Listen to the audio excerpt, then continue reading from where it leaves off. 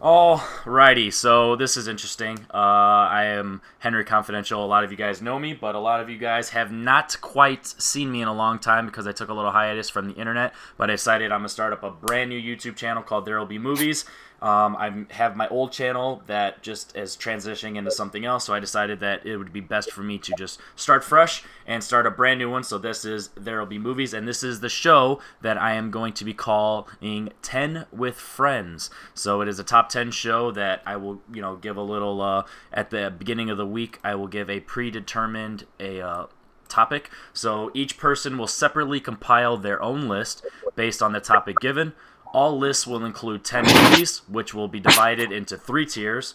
The bottom tier will be movies 10 through 6, while the middle tier will be movies 5 through 2, and the top tier will be everyone's number one on the list. If one or more person has a movie at a lower tier, while another person has it at a higher tier, they will quote unquote send it, which means that that movie will be discussed at the highest tier level. So, with that said, I have three guests with me today. So I'll start off with number one, Drake Fremsdorf. Drake, you're my buddy. How do you feel about this list, and what are your thoughts on the show without quite seeing it yet? I'm a big list guy, so when I saw you post and I knew you taking a little break, I wanted to get in here, want to be a part of it. Um, this list was really hard to make. I mean, I changed something like 20 minutes ago, and I had like 15 honorable mentions. This list was just really hard to make, but I'm excited to talk about these 10 because they're really personal to me, and I feel like that's what your top 10 should be. There you go. And next up, we have Madi. Madi, I haven't been on video with you in a long time, but you're definitely one of the OGs Yeah, that man. had some with me. So, what are your thoughts on this show, and what are your thoughts on this list? Kind of the same thing as Drake said. I got like 14 honorable mentions, and like that's just of the ones that I thought of. So like this is gonna be a lot of fun. Like I always enjoyed talking with you about movies like back in the day. Feels like it was like 3 years ago now or something like that. It's been a But long time. no, man, it's good to have you back, and I'm excited to do this. There we go. And last but not least, we have everyone's favorite critic, Dan Skip Allen. Dan, what are your thoughts on this list and this show? Yeah, I mean, I like it. It's a twist on the top 10 show and other shows, but you put your own twist on it, so that's cool. And like the other guy said, this is a brutal. At first, it wasn't. It didn't seem like it was going to be hard, but then as I started going down the rabbit hole, I was like, oh my god, this is brutal, and this was very very difficult. I have 25 honorable mentions, so Jesus. uh, yeah, I'm looking forward to see what everybody's got. It's going to be fun. There we go. So as you guys see, there's all four of us: me, Drake, Madi, and Dan. And because just the best way to go about it, since Madi is the person I've known the longest of this group, I will let you go first, and we'll start off with your 10 through 6. So you can start off with your number 10. Number 10, I went with Star Wars story Rogue One. Uh, and this was kind of tough to narrow down because I had a lot of honorable mentions. I'll mention them later if we have time for it. But Rogue One was one of those Star Wars movies that like a lot of people have their issues with the newer Star Wars stuff, like Rise of Skywalker, Last Jedi, whatever you like thoughts are. Everyone kind of agrees that Rogue One was a lot of fun to go to. Like really tied in well with A New Hope.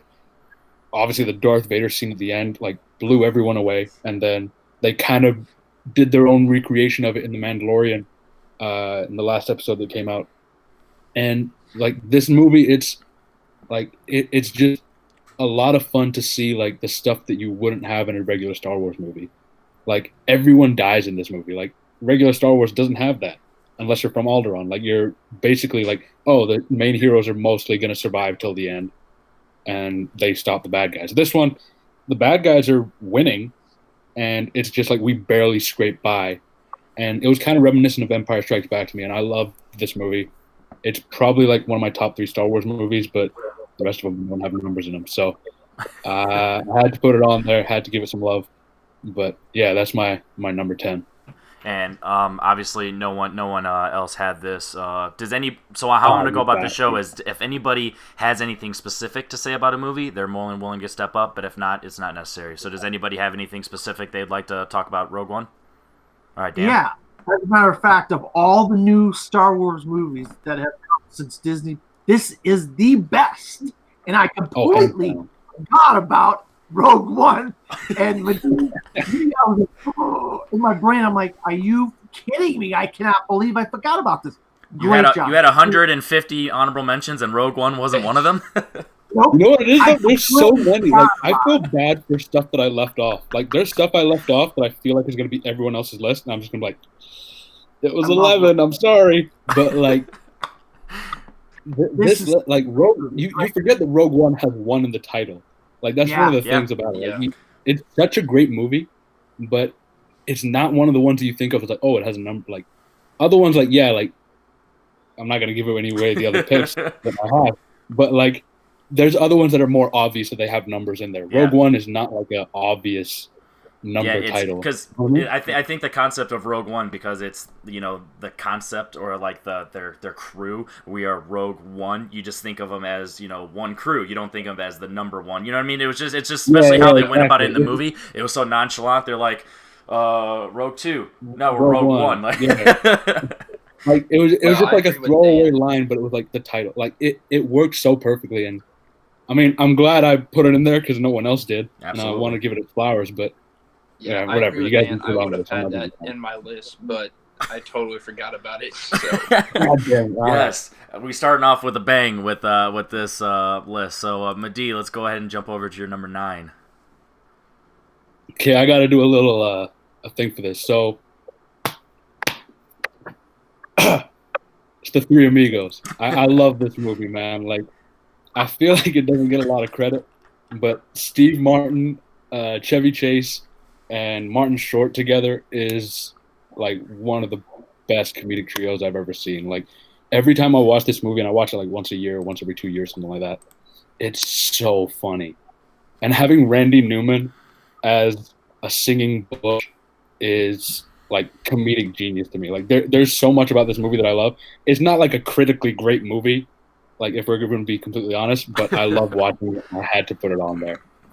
Yeah, so I'll start off first with this one. So I seen it one time, and it was one of those movies that I honestly didn't understand the concept, because I kind of went in blind when I watched it, and I was kind of blown away with how they were able to go about the concept for so long, of how they truly believed that they were in a movie and that they thought they were hired actors and all that stuff. And it was fun that Steve Martin plays, I think he like embodies the concept of it being a movie the best. And as a group, I really like their chemistry and how they were able to do a lot of the physical comedy. But as a whole, when it comes to comedy, I'm a little more critical, because of like everyone says, comedy is subjective, and it's just one of those that didn't have me really laughing out loud. But I did really appreciate the concept of how they were able to go back and forth with is it really a movie? Are they acting? Like the gun firing and the sound effects and all that stuff. And then when you see that later in movies where they're like, I don't know if they're necessarily going off of how Three Amigos went, but they do similar concepts, and it's just like, wow, that's hilarious. So you see that in hindsight, and you're like, man, that does happen a lot more than you think, and this entire movie is based on that. Yeah, like, it has a really weird impact on like future movies that people kind of don't see right away. But I don't know, man. I live and die with this movie. Like, it's one of my favorite comedies, and I just can't stop hyping it up. There you go. So am I the only one who had this one too? Like, yep. I'm just gonna be on my own for like 10 through 6, and hey, then sometimes that's what the bottom's for. The bottom is when you make it personal. Yeah. Dan, you have any specific things about Three Amigos? No, but it just it's Saturday Night Live guys. You put those guys together, you never know what kind of craziness you're gonna get, and they really go for it in Three Amigos. There you go, Drake. Have you seen Three Amigos? I have not. I'm a big Chevy Chase guy, but I haven't seen Three Amigos unless it was on TBS for like 10 minutes. I haven't seen the whole thing now. Well, guess you got to add to the list. All right, Madi, let's go ahead to your number 8. Okay, I'm hoping this is one that like everyone has. Blade Runner 2049. So, I mean, I love the original Blade Runner, and I thought what they did in 2049 was just even better. Like, it kind of going into it, I was like, there's no way they're going to be better than the original. And then somehow they were. Like, in my opinion, anyways. I know some people put the original ahead of this one, but what Ryan Gosling was able to do in this movie, as well as Harrison Ford coming back and kind of expanding the lore and all the stuff that he was doing with it. So 2049 is on my list just because Denis Villeneuve did a fucking great job with this movie. Absolutely. Am I allowed to curse, by the way? I don't want to. I already did it now. Yeah. But, I guess we'll have to go with the flow on that one. So. all right, great. But no, Blade, and it's a long movie. I think it's probably one of the longer ones on my list. But it's like 2.5 hours, something like that, 3 hours maybe. But you don't feel it. Like, it flows really well, and by the time you get to Vegas, where Harrison Ford is, you're kind of waiting for him to be on screen, and he shows up, and it's like instant. Like, all right, this is where it's going to start getting even better and even better, and it just keeps going higher, and they never stop until right at the end. And I love that. There you go, Drake. Oh, spoiler alert! No one had Blade Runner 2049 on the list. God damn. Drake, what are your thoughts on Blade Runner 2049? Is this one you forgot about, or is this one that you're not as high on? It's just one I'm not as high on. Can you guys hear me okay? Yeah. A Okay. little bit. I was having a little audio. A little crackly in there. Yeah. Very static. I get Blade Runner, but I get why other people love it. I just can't get into it. I've seen the first one, or the original, seen the director's cut. I watched 2049 in theaters. I admire it, but I don't love it like other people do. So it's off my list. Yeah. Dan, I saw that you had a huge reaction when Mehdi was announcing that. Did you completely forget about it, or is it just one that you're sad that you didn't have on there? I did completely forget about it again, and I absolutely love Blade Runner 2049. It's probably one of the most gorgeous movies I have ever seen. The cinematography is absolutely breathtaking by Roger Deakins. Finally got him that Oscar. Yeah, he should have won about 5 Oscars before this.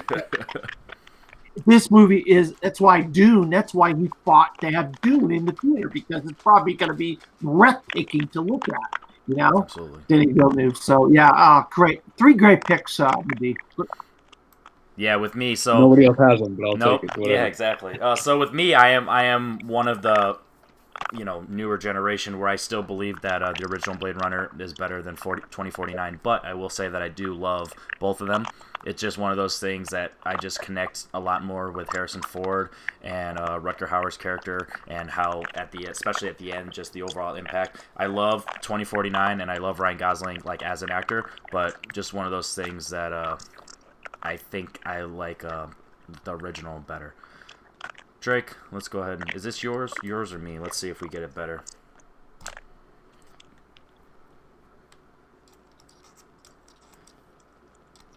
Shout out to the first episode. It's always gonna be technical difficulties. Yeah, that's fine, man. Yeah, right. Work in progress. Exactly. You ain't lying. Drake, let's get a sound check. How do you sound? I'm not sure. I just hear a little static coming.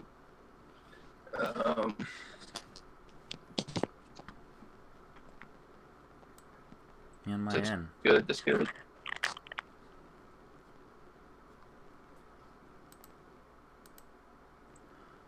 Nothing? Alright.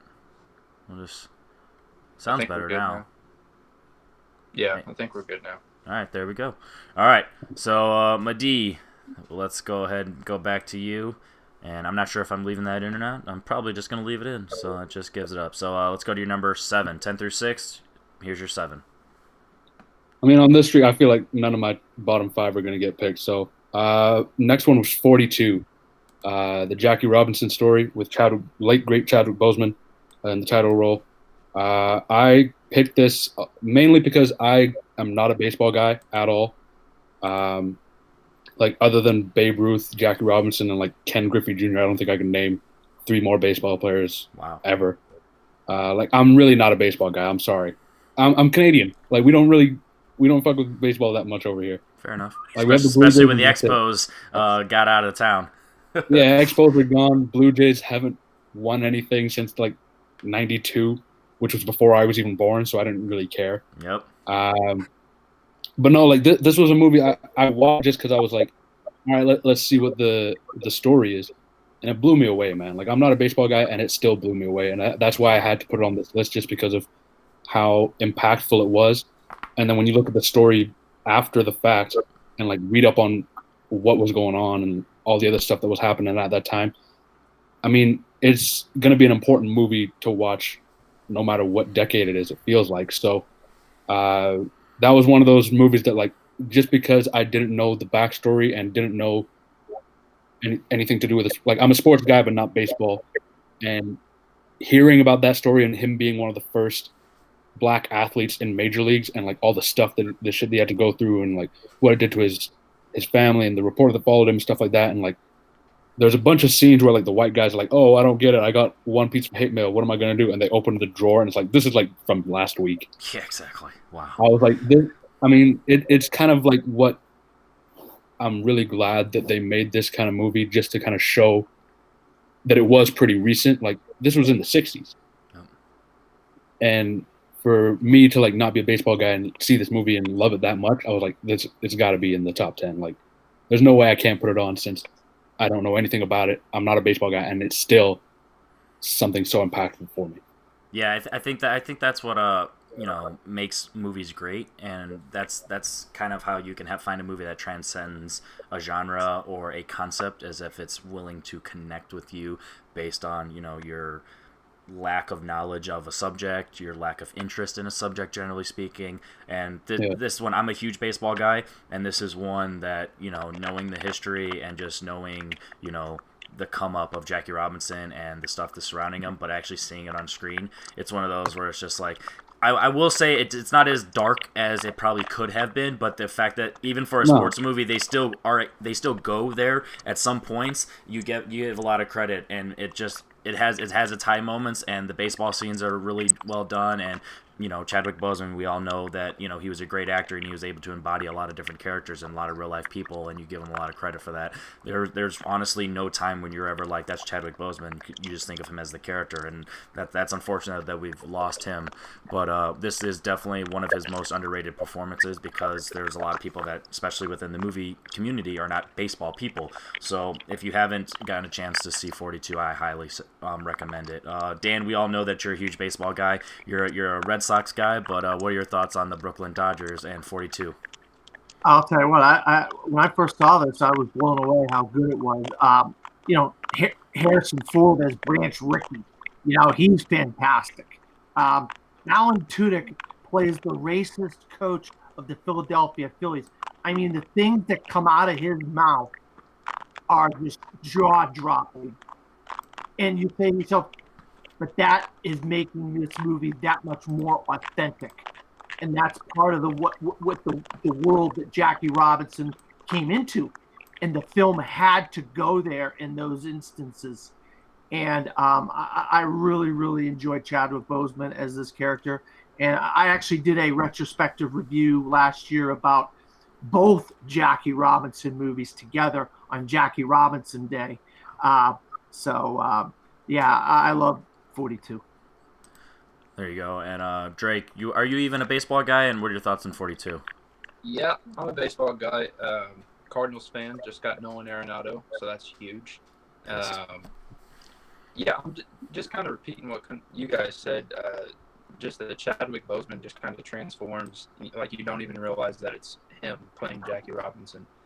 And it's just a movie that I'm glad that was made, as Henry said, because people who don't watch baseball need to know this kind of story, and I'm just glad it was made. And like Dan said, Harrison Ford being in it as much as he was, he did a really good job too. So, and this was the first movie that I saw in my hometown theater. We had a new theater. This was the first one that I went and saw, so that has a little special place on me. There you go. It's definitely nice to have a milestone or something to really think back on something like that. So hey, Madi, you are at the final movie in your bottom 4, or bottom Let's 10, see if I go 5 9, for 5 8, here. 7, 6. Yeah, bottom 5. So let's see if anyone even has it, and let's see if they have it in a different tier. So let's go ahead. So this one I put 12 Years a Slave. I just realized it was like 2 civil rights movies back All right. to back. We have the first send it of the show. All right.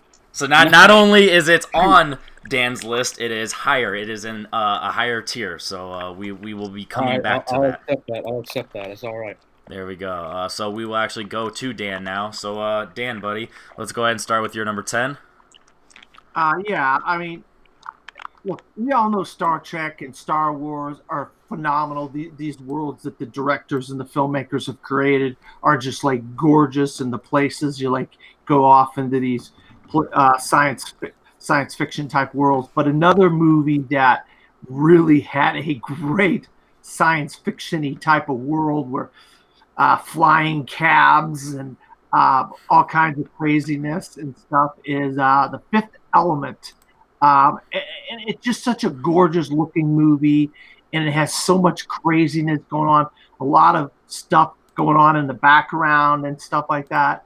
And I mean, as far as sci-fi movies go, look, Fifth Element's not the greatest movie in the world, but as far as sci-fi movies, it's one of the most, interesting. Like there's things going on all the time. You have to always look at every little scene in the movie because you don't know what's going on in the background and who's doing what. And Gary Oldman's great. Bruce Willis is great.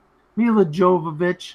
I can't say enough about The Fifth Element. And I said to myself, top 10 list of movies with numbers, you got to put The Fifth Element in there somehow or some way. So I put The Fifth Element in there. There you go. So I'm definitely realizing that a lot of these lists are going to be top heavy in terms of similarities. Which, hey, with especially with a list as unique and as broad as this, that is definitely a fun concept. So once again, spoiler alert, we don't have any send-its for The Fifth Element. I'll start off. I seen the movie once. It was a recommendation of an ex-girlfriend, and she said she loved it, and I enjoyed it. I think it's a lot of fun. The world, like you said, the world building. Luc Besson, he really built that world, and you definitely can see when he did Valerian and stuff like that he just has a really good imagination.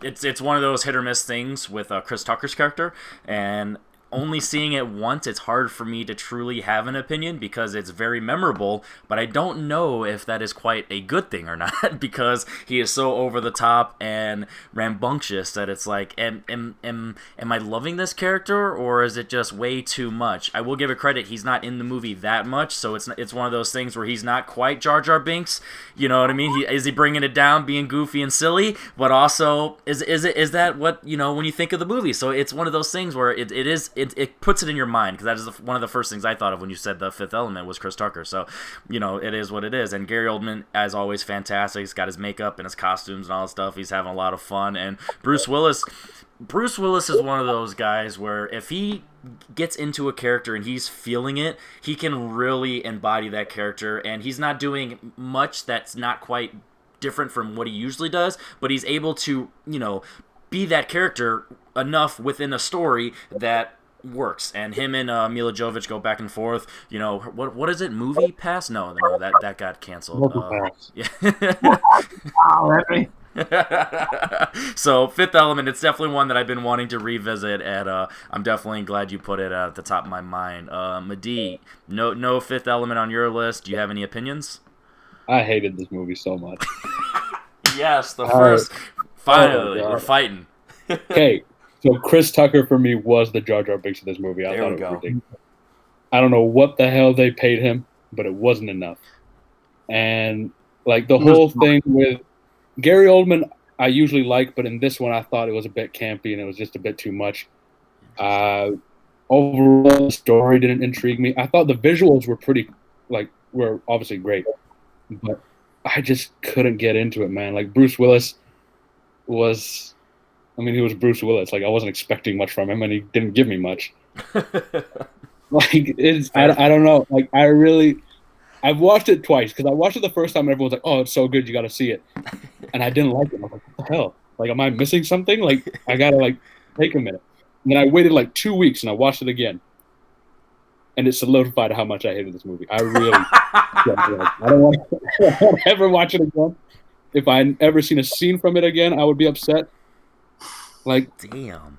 I think there's one Luc Besson movie I've liked, and it was Leon the Professional, and that's it. That's the one, though. Like, I can't. I don't know. Every other movie he's done, I'm just like, this is shit. I can't stand it. Like, I don't know what it is about him, but like everything he does, other than Leon the Professional, I'm just like, shit out of my face. I can't look at it anymore. That is. I'm sorry, Dan. I'm sorry. That's all right, man. See, that's what I love. That's what I love about how this show's going to be approached. It's people talking about movies and talking about stuff that they love, but also potentially don't love. You know, no one's knocking anyone down saying that they're morons for liking a movie. But hey, I might let you know that this movie's fucking shit. I will say this: when we were making this list, I was like looking up lists of like, all right, what movies have like numbers in their names? And Fifth Element came up. I was like, I'm not even putting that down. Like, I'm just gonna ignore it and like scroll past, pretend I didn't see it, so it doesn't ruin my mood. Drake, do you have an opinion on Fifth Element? Are you in the middle of Dan and Medea and myself, or are you floating one way or the other? This is one I haven't seen. This is one that I own on Blu-ray, and I love it. I'm in the middle, and I hate it, so I don't really. I'll probably check it out for myself. That is one. Now you have to formulate your own opinion, because it's you know, this is this The Last Jedi? Is it great, or is it the worst thing ever? So I guess you have to come up with your own opinion. Yeah. All right, Dan. Let's go back to you, and let's go see if you have any commonalities with someone with your number 9. Yeah, my number 9. I'll tell you what. Lately, Spike Lee has been getting a resurgence, and but early in the 2000s were a great decade for Spike Lee. But this movie came out in the 2000s, and I think it's one of his best movies he's ever made. It's about a guy. It's called 25th Hour, and it's about a guy who. Did somebody say something? Sorry, I forgot about 25th Hour. Yes, another one. Send it. No, he's saying he doesn't have it on the list. He's mad. I wish I put it on there. Okay, all right, never mind that. All right, so it's about a guy, Edward Norton, who is about to go into prison, and he has one day to get his affairs in order.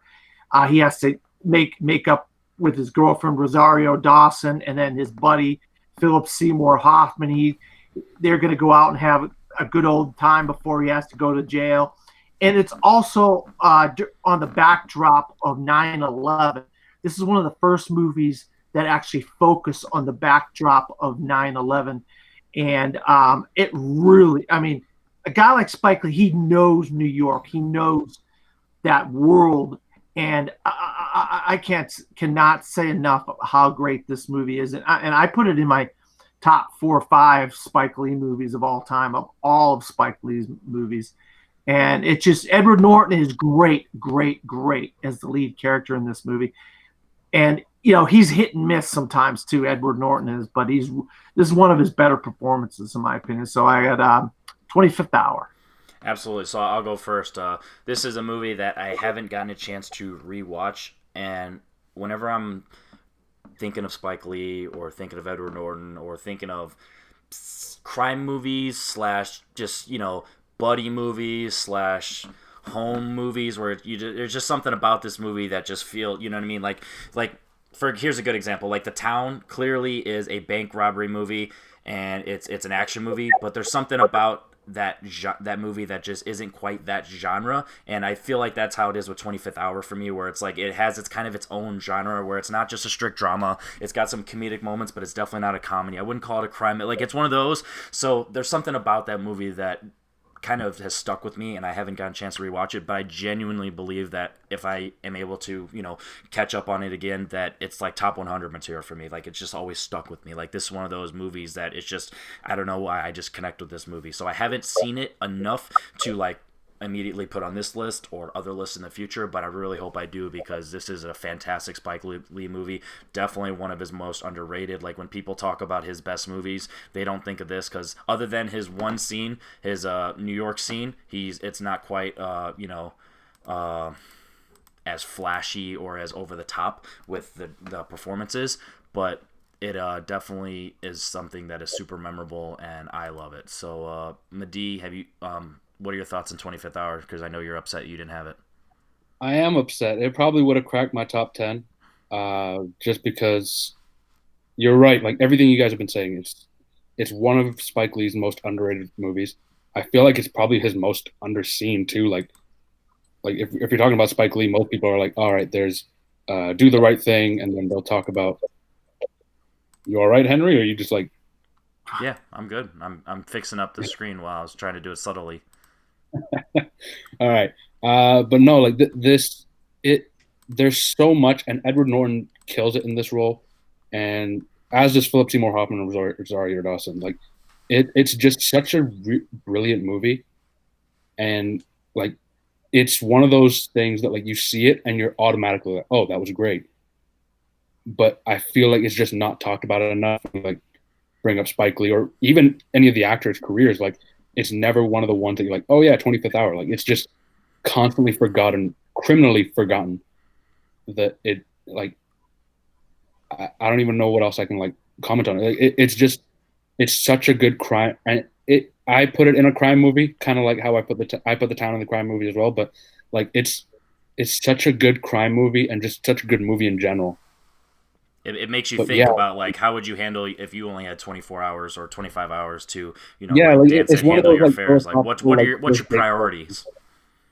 Yeah, exactly. And like, just like the moment you watch it, like, you get all like metaphorical with yourself. Yep. And you're like, oh, what would I do if I had this much time? Or like, what would I do in this situation or that situation? And it really makes you think for a long time after you watch it. Damn, I wish I put it on my list. Absolutely. I might have to watch it tonight now. It's definitely fresh in my mind, and it's been one that I've been itching to watch again. Drake, I know we lost you for a minute. How's your audio, and how's your opinion on 25th Hour?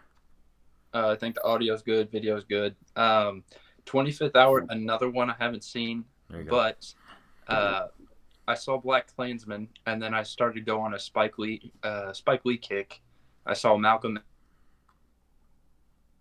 X, and I missed, like you guys said, it's overlooked. I overlooked it, but hearing what you guys said, I definitely need to check it out. I didn't know there were all those great actors in it either, so I definitely need to watch it. See, that's another reason why I love them making lists like this, because you're always gonna have your favorites, which you might have some hidden gems in there, but you're gonna have lists like this where the movies sometimes you just get stuff that just doesn't get talked about enough. So even if it's not the greatest movie of all time or people's favorites, just bringing up movies, and maybe this could be like me, where it's like it might be a favorite if I watch it again because we brought it up. So Dan, let's go to your number 8.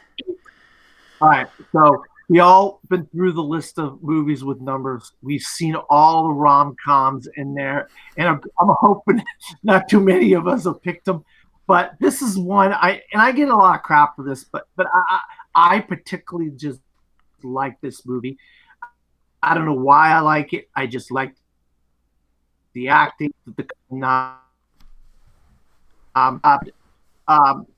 It's 500 Days of Summer. 500 Days of Send Summer. it. Yeah, I'm gonna be sending that as well. So Okay. we will be talking about that later. Wow. Yes. I'm pleasantly surprised with you guys. Absolutely. So go ahead and go to your number 7. My number 7. I'll tell you what. When I first saw this movie, I mean, I absolutely I walked out of the theater and in shock. This was one of the most visceral, just hard to just digest movies I've ever seen. One of the best movies I ever seen from a 2-time Oscar-winning director. He should have won for films before the ones he ended up winning for, if you ask me. But his early work, including 21 Grams by Alejandro Gonzalez Iñárritu is probably one of his best films, if not his best film he's ever directed. It stars Naomi Watts, Sean Penn, Alejandro Benicio del Toro. I'm just getting the name mixed up there in my head. But it's about these people that all get intertwined, and they end up, a couple of them are drug addicts, and it just this is just brutal to watch, but in a like phenomenal way. It's like you just don't want to keep watching it because it's so brutal what's going on, but you can't stop watching it because it's so good. You got 3 phenomenal actresses and a great director in Iñárritu. So 21 grams.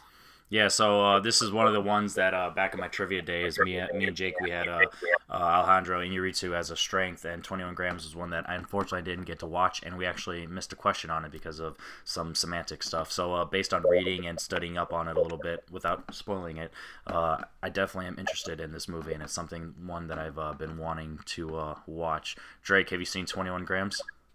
No, another one. But I really like that director. Was that Birdman and The Revenant? Yep. Yeah, so I definitely need to check that out. And I really like, as you'll see, I'm sure other people have this on their list, but I really like brutal movies that are not easy to watch. So I think I would enjoy that if I checked it out. That's fair. Madi, have you seen 21 grams? I haven't. Yeah, sorry, Dan. None of us have seen it, but Iñárritu is a great director, and I'm wanting to see it. I've been wanting to see it, but I don't think it's on Netflix in Canada. I don't know if it is for you guys, but I've just been waiting for it to pop up so I can finally sit down and watch it. It's just not one of the things that I've ever been in the. I guess you know what I mean. You're in the mind state to watch something brutal. Yep. And it's not the top choice for me right at that point. So, well, I want to watch it. It just hasn't happened yet. Absolutely. Yeah. Well, what part of the reason what makes shows where you're listing things is you get to share your love of something that maybe somebody else hasn't seen or something, and you just feel like you're championing something to other folks, and that's part of what's great about these types of shows. So I'm just glad that you guys haven't seen it, so now you get to take this experience that I had when I first saw it, and it's so good, and it's so I can't even explain it. Well, definitely we'll have to. It'll have to be one of those that after we watch, we'll definitely have to go in the comments and talk about it. So, Dan, let's see if there's your final one on your third tier. Let's see if anyone else has it, and go ahead. I have a feeling this is going to be a send it. I'm hoping this is a send it from you guys. At number 6, why not just have The Sixth Sense? Any send it's? What? Are you kidding me? Are you kidding me? Oh my What a God. twist! What a twist! You're the only one to have it. I'm the only one who's This movie is amazing. I mean, amazing. 2 Bruce Willis movies on my list. But That's where you went wrong. No, I'm just kidding. Yeah, I don't know what's going on. This is his magnum opus. This is M. Night Shyamalan's magnum opus. His first movie, really. I think he did some shorts and some things before this. Yeah, he had a very weird comedy with Rosie O'Donnell before it, but yeah. I think this, when I saw it with a group of friends. Back in the day, I used to coach football, and all the football coaches' wives and girlfriends all went and saw this together, and everybody was just blown away by coming. I mean, I see dead people. I mean, Haley Joel Osment, the kid was incredible in this movie. I mean, him and Michael Clark Duncan should have tied for the Oscar that year. It should have been a tie between him and Michael Clark Duncan. Instead, Michael Caine ended up winning the Cider House Rule. But I think it's one of the best supporting actor years ever. I mean, ever. Those 3 in that role. But that's another whole thing. This is just, I mean, I can't say enough about The Sixth Sense. I just think it's an amazing, amazing film, and I'm shocked that you guys nobody has this on their list. So I'm not gonna speak for everybody, but I think it's one of those where The Sixth Sense is such a thing that people like think know for whatever. It's kind of like The Matrix, where ironic they came out the same year, but it's like the year apart. But the point is, yeah, same year. Yeah, same year. So the point is, though, it's one of those things where it's been talked about so much to death. So when you think of a specific list of something, it kind of doesn't come to mind because it's one of those that's like, oh, I've already talked about so much. But then it's like, oh yeah, you're right. I guess it isn't overhyped. It just was over talked about. So The Sixth Sense is one of those that I need to rewatch because I'm a big Split fan, and all the other M. Night Shyamalan movies, I'm either very not liking them or they're fine. So this is the one that, now that I have all the bad taste out of my mouth with The Happening, The Village, and stuff like that, that maybe I can go back and check this out. So Sixth Sense is one of those that's just not there for me. Drake, do you see Dead People, and why do you not see Sixth Sense on your list?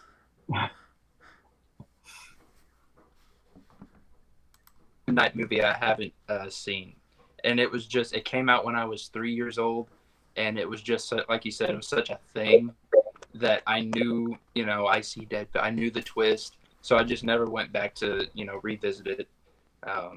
But maybe I need to. It's pretty much like as if you read the Wikipedia and you just read the ending and you're like, oh, I've seen the whole movie. Like, not quite. Madi, you had a reaction. Was it a good reaction, a bad reaction? What's your Sixth Sense? It was my number 13, so it, really barely missed the cut. I was surprised that nobody else had it on their list because I was like, it'll probably be on someone, so we'll talk about it. But I mean, technically was. But no, it was my number 13. It was really close to getting on there, and I mean, Dan, as you said, it's a really brilliant movie. M. Night Shyamalan, I wouldn't say it's his best. I probably would put Unbreakable as my favorite of his. But that's just obviously we have different opinions based on the fact that most of my movies aren't on the same list as yours. But no, it's one of those movies that even if you know the twist and you see it, it's still such a brilliant movie.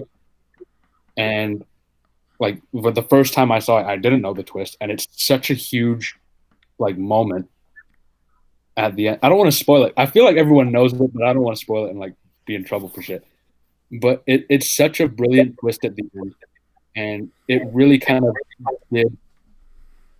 I feel start the whole Shyamalan hype train. Yeah. It was that, and then I think immediately after he did, I don't know what was next, but I think Unbreakable was his second movie. Yeah, Unbreakable was next, the very next year.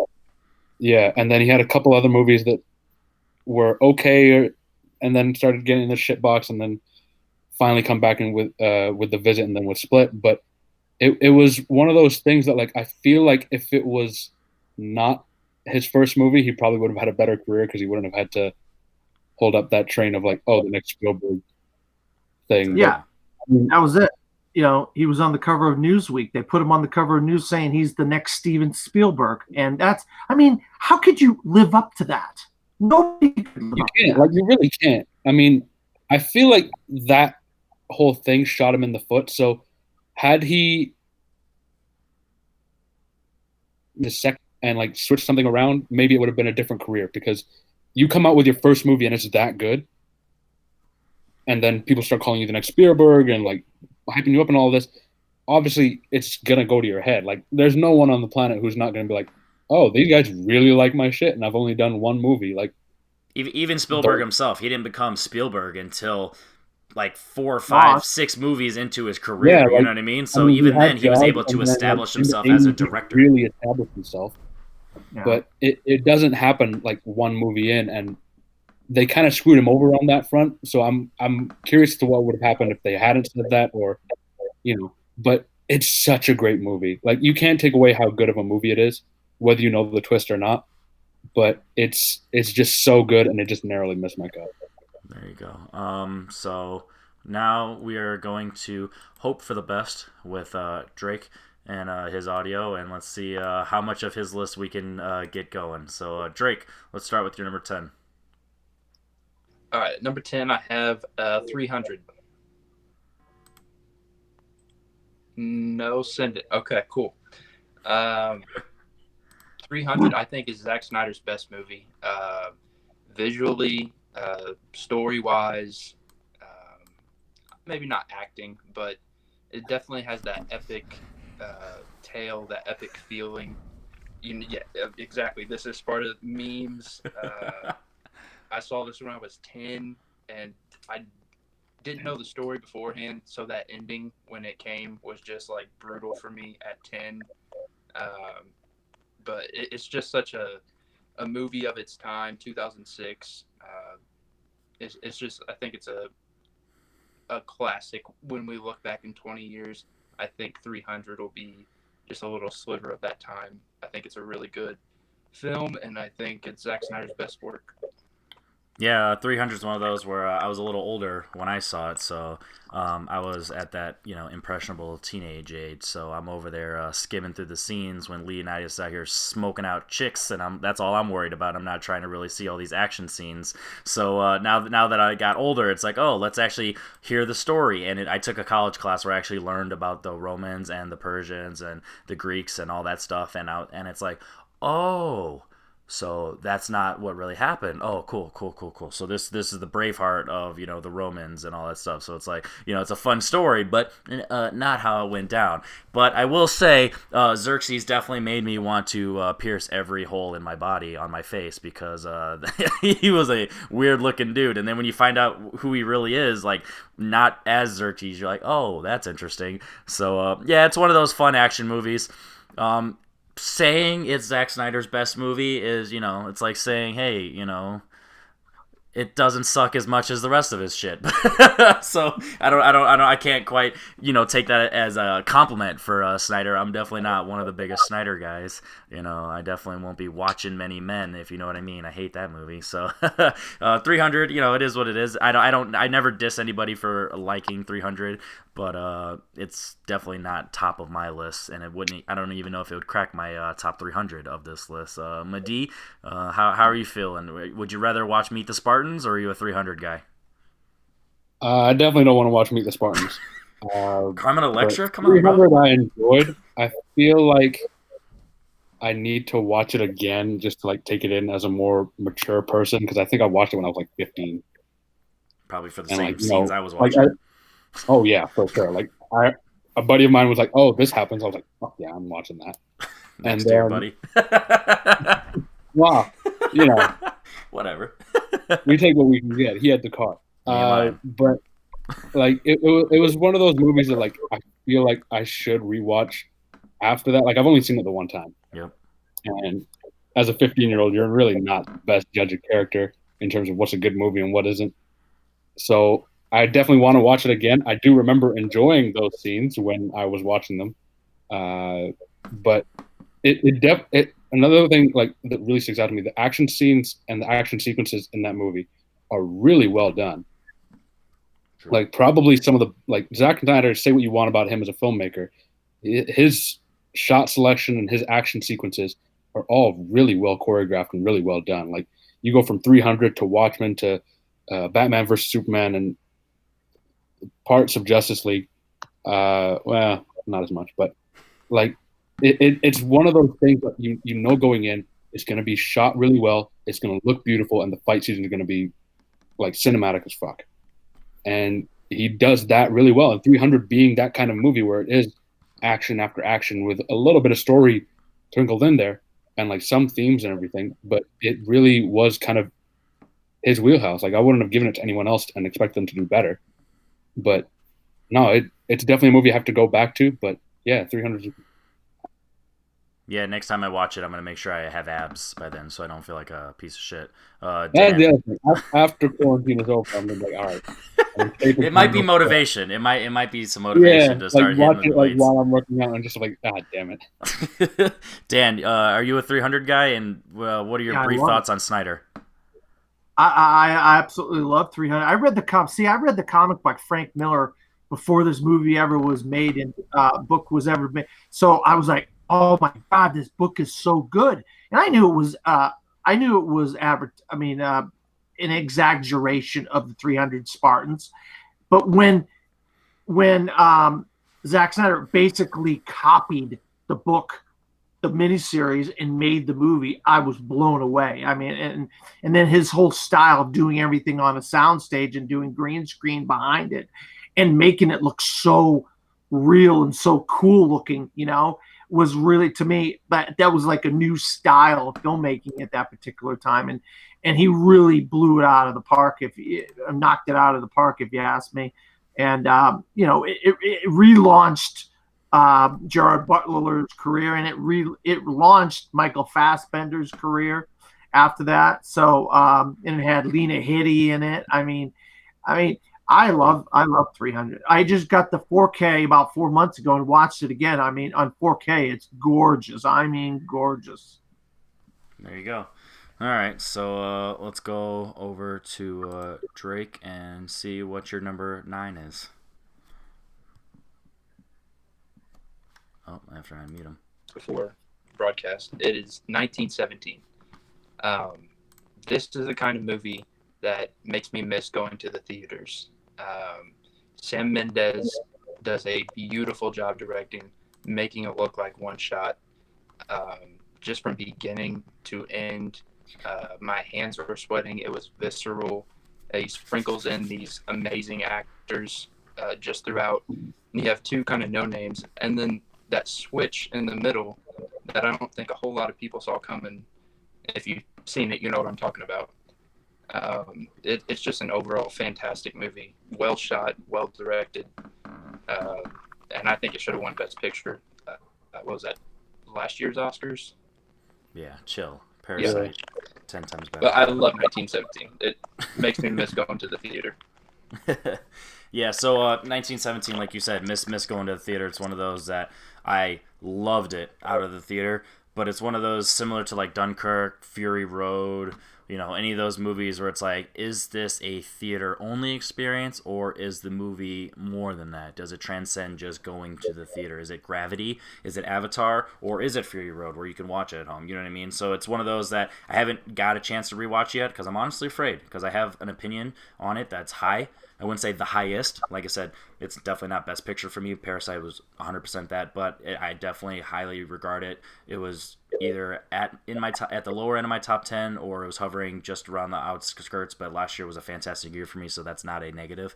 And Sam Mendes did a great job directing it. I think it was his first big movie, or even movie at all, since Skyfall. So that's a great feat there. So like you said, there's some no names. Some of the cameos are a little distracting because they're just in and out. But is that a flaw, or is that just expectations? You know what I mean? That's just whatever. So it's one of those that I'm definitely wanting to revisit at home, because Dunkirk went up for me once I watched it at home, because I was able to understand the story more, and this one already had a really good story and not relatable, but characters you care about, and so I need to rewatch it, and I definitely don't hate this choice. Dan, big 1917 guy, did you see it in the theaters or what? Oh yeah, I saw it 2 months before it came out for everybody else, because I got a press screening of it, and I'll tell you what, this was my number one movie of the year last year. I absolutely love this movie. Everything that Drake said. I mean, the one guy was in Blinded by the Light, and the other guy, I don't remember him being in anything else, but he was in a couple other things. But the cameos were great. The Colin Firth and the Benedict Cumberbatches and the Matt and James Madden, Richard Madden, and those guys. That was funny to see when Mark Strong's pop up here and there and stuff. But they're not the main characters of the movie. And you're following these two guys in their journey from point A to point Z. And it just, the cinematography is gorgeous. Like you said, the editing is just unbelievable. Yeah, I loved 1917. There we go. Madi, what are your thoughts? This is actually the second last movie I saw in theaters before the whole lockdown thing. So I definitely love seeing it in the theaters. I haven't seen it since, but I really do want to. And I love that we're giving more love to Roger Deakins in this list. Again, his cinematography is fantastic. I think I came out of this movie and I was so like enthralled by it that I started like looking up how they did the one shot look and like Yeah. how they edited it, like the whole behind the scenes stuff because it was so fascinating to me, especially the scene at the end where he has to run across the field to get to the main commander and give him the order to get Yeah. everyone back. Yep. But they're starting to Bombs and everything, and it's just come. like, It's oh man. so beautifully well shot, and like you're watching it and you're feeling like your heart beating. I don't remember if the camera zooms in or zooms out, but it does one or the other where it It really gets you in. Oh god. Yeah, it's it gets wild. you in, and then it like slowly zooms out, and this guy's like just running, and every time, like from what I was watching from behind the scenes stuff, every time he like bumps into a guy and falls over, it wasn't scripted. Like they just happened to be running full force and just collide. Like it's such a ridiculous concept of like shooting something to make it look like one shot is already, and then the way they like shoot it and the way they made this entire movie, like just the behind the scenes stuff would put it in my like it's my number 11. So it was like literally like one movie out I would have put it in, but it's so brilliantly well done, and like I love seeing it in theaters and I want to watch it again. It's like it's just one of those great movies. It's not the best movie of that year, but I'm gonna give that to Parasite. But you That's know, not a flaw. That's not a negative. it's not like, that's the thing. It's not a negative like or a shot on the movie. It's just when you have two movies of that quality come out, like you got to flip a coin and see which one it is. Like that was it for me, and it's honestly just a brilliant. Like I have nothing negative to say about this movie.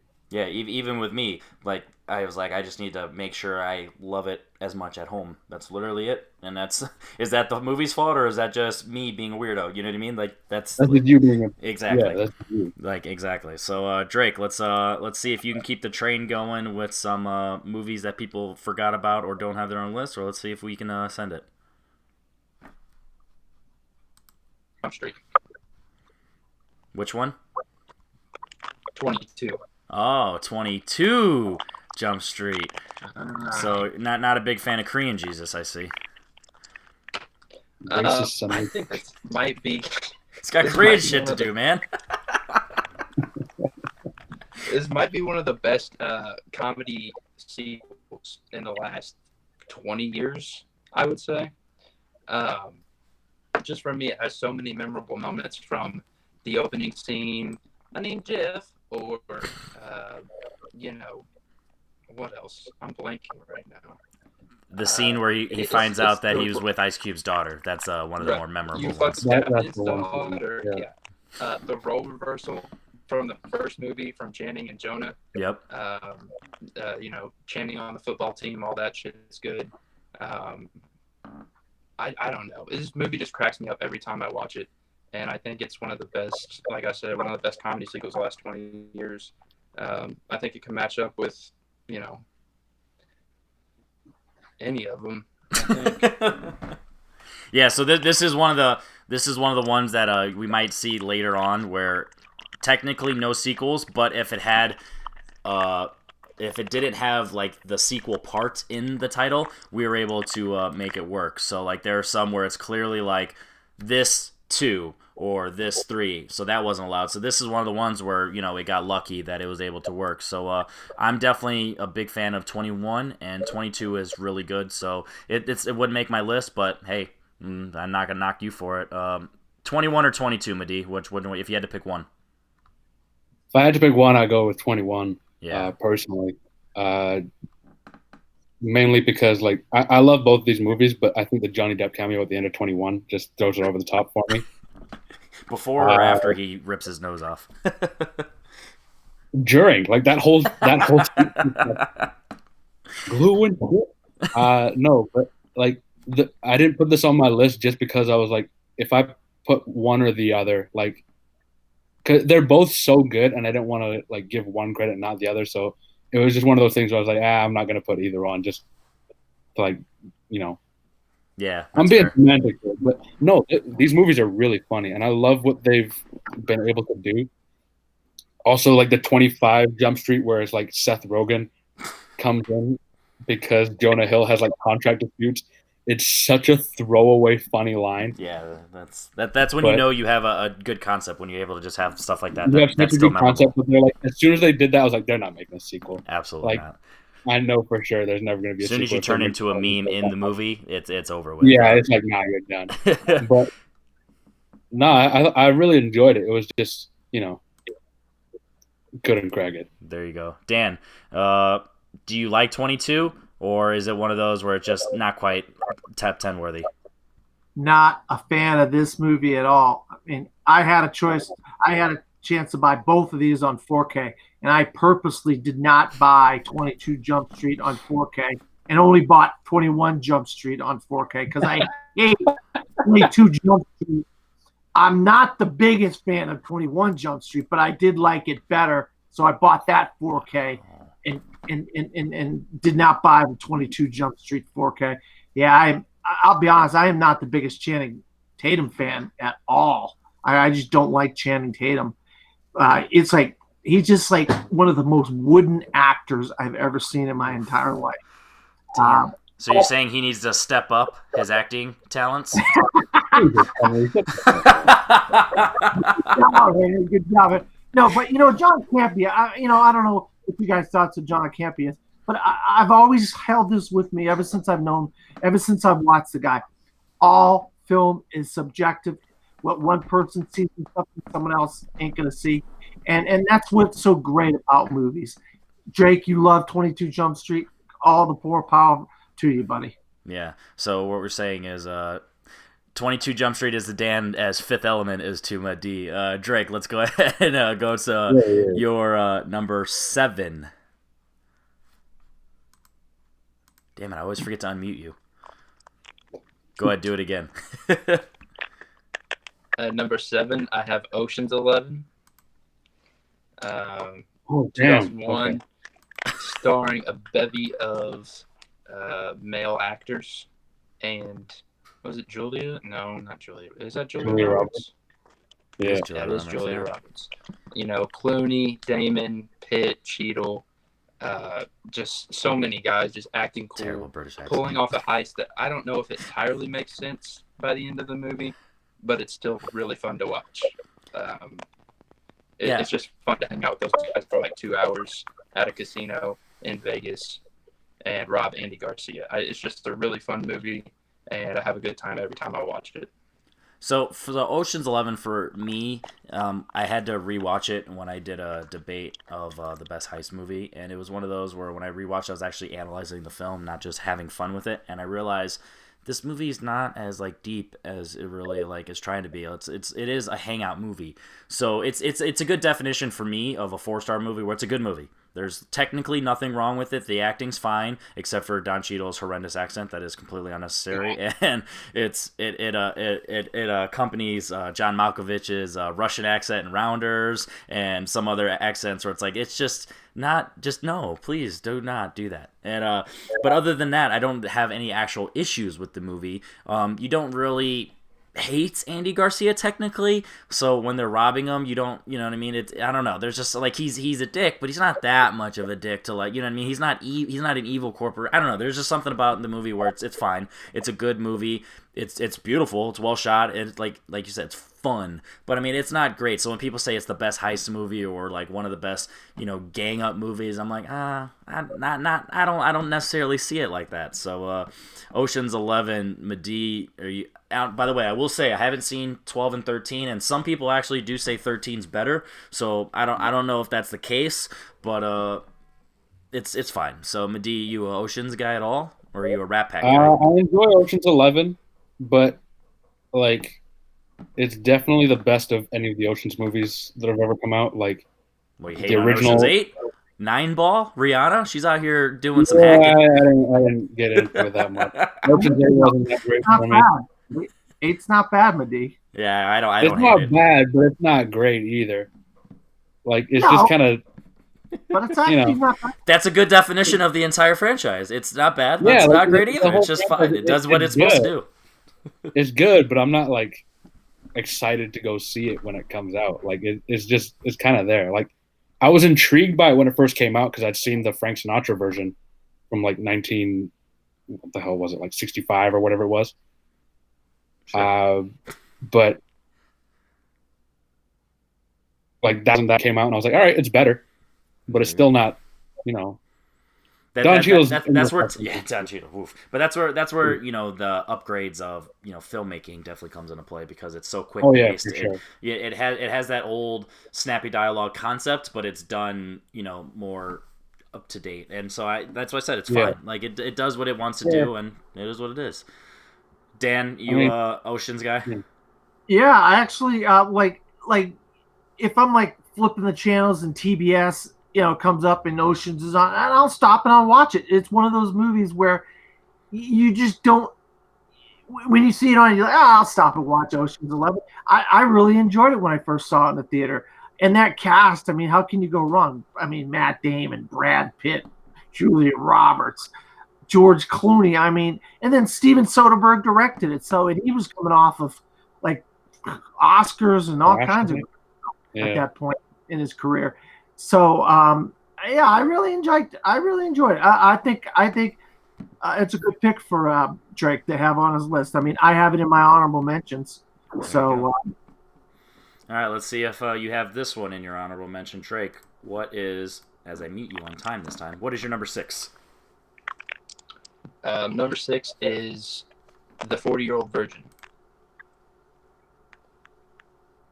Oh, wow. I love it. This is the funniest. This is the funniest movie on my list. And it has an incredible cast from Seth Rogen to Paul Rudd to Kevin Hart to Jonah Hill. I mean, it is just stacked with stars before they blew up. Like with Apatow movies, I think it's a little long, but I think it makes up for that with the amount of funny scenes and funny jokes that they have in between there. Like The King of Staten Island was just too long and not funny. But with the 40-Year-Old Virgin, I think, the filler time is filled with actual funny stuff. So, and you have, iconic scenes like Kelly Clarkson or I Know You're Gay, or just the rapport from Paul Rudd, Seth Rogen, and all those guys is awesome, and I love that movie so much. Yeah, and the one thing I will say about funny 40-Year-Old Virgin is not only is it a really good comedy, but it's a really nice romance movie.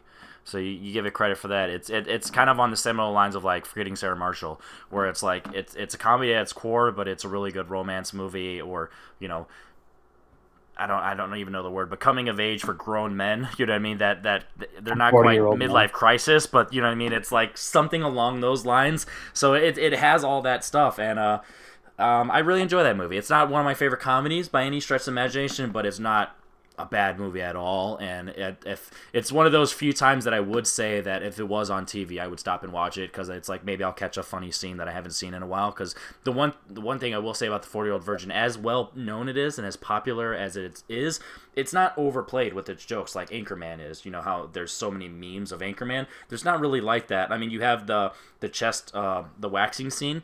That's probably the most famous, but I mean, other than that, there's nothing about the movie that's like overdone or overhyped or over memed or none of that stuff. So it's a lot of fun, and I like the chemistry of everyone within the cast, and Kevin Hart's a nice standout for his little scene. Both of you fucked up. I'm a D, 40-Year-Old Virgin, and how offended were you when they did the waxing scene, as hairy as you are, bud? Yeah, for hairy guys, that's a bit of a nightmare. Like horror. Like there's nothing that like George Romero or like Stephen King could ever do that is as scary as what happened in that scene. Like that is terrifying to me. Like I take my shirt off and it looks like I'm still wearing a sweater. Like it's not the most. It's Canada, bro. You have to adapt. I have to. Like otherwise I freeze to bro. death. If I don't look like Chewbacca underneath this, then I'm just gonna die. Like that's how life goes. But no, like it's such a funny movie. Like even in that scene where I was like damn near throwing up because I was like, this is horrifying. I was still laughing my ass off. Yeah. Like it's so funny. And I was talking to somebody a couple of weeks ago about this, and they're like, 40-Year-Old Virgin is a really funny movie, but only if you're not a virgin. And I was like, That's telling me a little bit too much about you, man. Like I've only met you like 2 hours ago, but all right.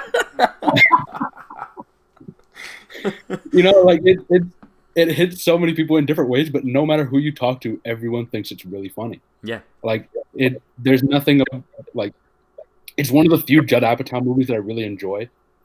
Like a lot of his movies are kind of hit or miss for me. Like as Dan, you were saying, like films being subjective, movies are kind of like on that like teeter-totter for me where I'm just like never sure if I'm gonna like it or not. But this one I really loved. And yeah, like the cast in this is nuts. Like going down the line, there's not a weak performance in there. Everyone who's in there, if they're not big yet, are about to become big. And it's so much fun. Absolutely. Dan, is it one of those top tier comedies for you, or is it just something that just, is middle of the road? Yeah, I'll tell you what, the last 20 years, there just haven't been, it's just my opinion, a lot of great comedies. And the genre as a whole has just been really down, in my opinion. But one of the standouts is The 40-Year-Old Virgin. This movie is amazing. It's laugh out loud, funny, and these days you just don't get many comedies that are just laugh out loud, funny. And this is in the conversation with some of the greats of the last 20 years. And like you guys said, I don't want to sound like a broken record, but the cast is amazing. I mean, it's probably Judd Apatow's one of his top 2 or 3 he's ever made in his career. So great pick, Drake. There you go. All right, so you guys have talked about your bottom, your tier 3 movies, and it's time for me to finally talk about my tier 3. And I haven't had any send it. So I've had the one send it, so only a little bit on my list. So I'm gonna start with number 10. If you know me and my style in terms of the directors I like, that this director is obviously one of the ones that's going to be on the list, especially because one of his most famous movies has a number in the title, and that is going to be Stanley Kubrick's 2001: A Space Odyssey. This is a movie that once I saw it in theaters, it solidified my love for this movie. It is one of those movies that there's bits and pieces and fragments of the movie that I can watch individually. It's a movie that I can watch as a whole. HAL 9000 is one of those most memorable movie villains of all time because that's as an AI, you know what I mean, as a machine, and that just really set the precedent for how AI is going to go in the future with movies and how they're able to overdo mankind and their intentions. And it starts off as a sweet buddy helping us out, open the pod doors, and then it's next thing you know it's throwing dudes into space to die. So it's one of those movies where it's beautiful to look at. Stanley Kubrick does a fantastic job just really with the visuals, the sound design, the score is fantastic, the it's just so memorable. And when you see it, it's one of those movies that people think it's either one of the best movies of all time or they think it's super overrated and super boring. And I understand both perspectives. Like, I don't hate anybody if they have a teeter-tottering opinion on this movie. I love Stanley Kubrick and his style and his direction to this film, and 2001: A Space Odyssey is a big one for me. So it's at the bottom because it's not as fun as some of these other movies, but it is definitely the longest number, 2001. So Dan, as the oldest guy in this group, do you have any sense, or do you hate this movie? I'll be honest with you. I saw this at a very, very young age, and I was not a big fan of this movie when I was young. And I, as a whole, I wasn't a big fan of Stanley Kubrick's films. And the older I got, the more appreciation I have for 2001: A Space Odyssey. Especially, I don't want to sound like a broken record, but I got the 4K. And I watched it on 4K, and it's just brilliant. I mean, it's gorgeous. The sound is amazing on 4K, especially the bigger TV. You got a 65, 70-inch TV. You've got that theater-going experience. It really started to I started to like it more as the more viewings I've seen of it and the older I've gotten. So I think I had it in my honorable mentions, but I was like, someone's going to have this on their list, and I wasn't surprised that somebody had this on because it's one of the great films of all time, and good pick. Thank you. Henry. Madi, have you seen 2001? And we'll just go there. So have you had any interest in seeing the movie based on what you've heard about it? I got the Blu-ray like 2 years ago. There you go. And I was like, all right, I'm going to watch this movie. And then I ended up moving, and the movie stayed at my parents' house. And I was like in my apartment. I was like, where did all the Blu-rays that I go? And I was like, oh shit, I left it at my parents' house. And then like I came back over the summer, and I was like, oh yeah, I'm gonna take them now. And then I just didn't take them with me again. And now I'm back here, so I'm gonna watch it at some point. It's been sitting in my like Blu-ray collection, and I just haven't put it in. Like I have no real excuse. It's just I haven't watched it yet. That's hilarious. Drake, have you seen it? And if so, do you have any opinions? I second that. I have a triple feature of 2001, The Shining, and Clockwork Orange. And I've seen 2 of those 3, but 2001 is not 2 of those 3. So I have no excuse either. It is just sitting on my Blu-ray shelf in the other room. Haven't seen it. Yeah, it's one of those, especially with the younger generation of where it's like, is it overhyped? Is it not? It is what it is. And as a Stanley Kubrick fan, it's ironically middle tier Stanley Kubrick for me, but that's not a bad thing at all. So going back to me, my number 9. This is a movie that I love, and I honestly, this is one of the few movies that like people kind of diss it. And I just don't understand why. Like, there's a fan base for this movie. Not like a heavy fan base, but there's a fan base for this movie. It gets support. But there are some haters of this movie, and I just don't get it. Like, there's some movies where I'm like, yeah, I get, people not liking it, or I understand why it's not a favorite of some people, but I truly just don't understand this. Like, if you actually pay attention to the script and the movie, you realize that this movie is saying a lot, and it's not, just being over the top for no reason. And that's 3 Billboards Outside Ebbing, Missouri. And I love this movie because Frances McDormand, it's clearly her best performance since Fargo. She does a fantastic job as a lead actress, as a mother, both grieving and just still doing her motherly duties for her son. Sam Rockwell, people hate and they say that he's just such a terrible person, but it's like in the movie he does racist stuff. He gets called out for his racism. He gets fired from his job, and then he gets a chance to redeem himself that may or may not actually do anything. But is that a fault to the movie giving him a chance? Like, if we're living by the mindset of every evil person or every dickbag doesn't deserve a second chance, or we're not even willing to accept them if they're trying to repent themselves, then how are we ever going to have any good in the world? Like, why are people, it's either you're 100% perfect or you'll never be forgiven. You know what I mean? So I just don't understand that ideology of people when they hear that. They don't see that at no point is his bad behavior glorified. It's shown it, like, just like in The Wolf of Wall Street, bad stuff is shown. Goodfellas, bad stuff is shown. All these crime movies, it's shown. But it's not advertising racism and police brutality and stuff like that. It's one character who has a mindset because he's from a small town and his mom isn't the best role model in terms of that type of stuff and all that. And then one of the most important things for me is Woody Harrelson calling him out on his stuff, but also like being a good mentor and what happens with him. So it's I love this movie, and I don't understand the hate. I understand obviously if people are like, oh, this isn't my favorite movie, but when people like hate it or like they truly think that Sam Rockwell's character, they just don't understand like the point. That kind of upsets me. Dan, do you have an opinion one way or the other on 3 Billboards Outside Ebbing, Missouri?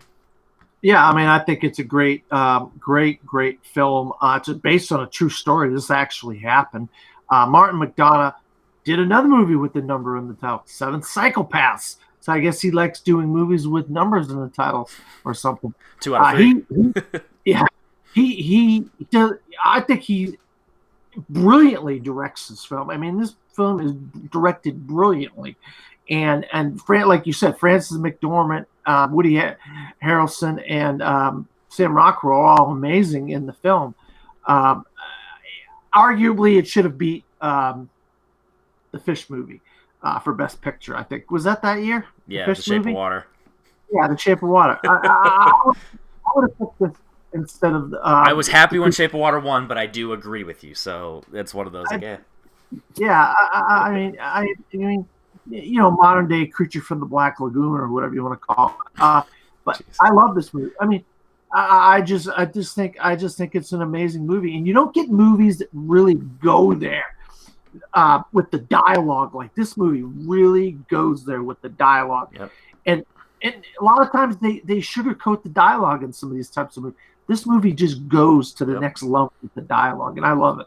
Yes, it's really emphasizing that it's from a southern state in 2018, and they're not afraid to, like, when you watch this movie, if you don't realize it's 2018, you think it's from like the 90s because of just how old school feel it is, and just that's their mindsets. Drake, three billboards outside Ebbing, Missouri. Fan? Not a fan? Neutral? Definitely a fan. Was a big fan when it came out. Fan of Martin McDonough and his previous movies. Kind of like Dan said, they just don't hold back with the dialogue. That's not something you see too much of, in 2018.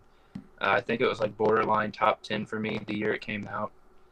And being from Missouri, obviously I want to go see a movie with the title Missouri. But yeah, I really like this movie. And it probably wouldn't have made my list, but it would have been in my honorable mentions had I remembered it. But There you go. Great movie. Medee, Canada, Missouri. Anything alike? We don't have anything like Missouri in Canada, as far as I can tell. I've never been to Missouri. I don't think I'm welcome there. But Your beard's a little too long. I remember, yeah. I remember seeing this movie and really enjoying it, and then I completely forgot about it when we were making this list.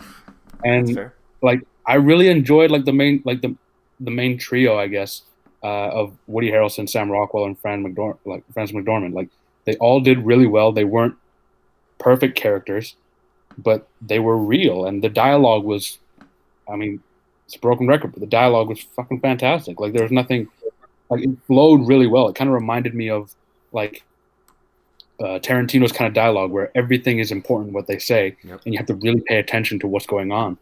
But it's a really good movie. I just forgot about it when I was making the list. That's fair. I definitely understand that, especially with what I said at the beginning. So I'm going to go to my number 8, and I promise that not all of my movies are linked with the connection of the number and the title.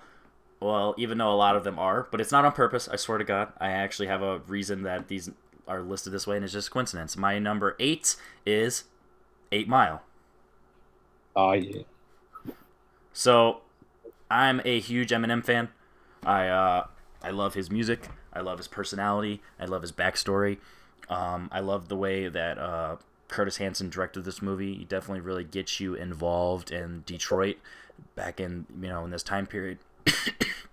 And every time I watch this movie, especially at becoming a film fan and like person who like studies movies and like thinks about movies on a big scope like this, it really breaks my heart that Eminem didn't do more acting and he just did cameos, but like he did a really good job in this. Granted, it's his story, so maybe he wasn't really acting, he was just able to be himself, but if he was able to tap into that in other characters, I think he would do a fantastic job. Like he does really good in this movie. Like at no point, I mean, he has some like corny lines or some interesting the way he says lines, but that's not necessarily a bad thing. That's just kind of Eminem, who he was. And it's a loose biography, he goes by Jimmy, instead of Marshall, but I think that's because he wants to get the story out there, and he doesn't want people to like look at him as Eminem and Marshall Mathers, and he really wants to get the point of coming up as an underground rapper, doing the battle raps and like what he had to do there, because obviously if he wanted this to be an Eminem biopic, he would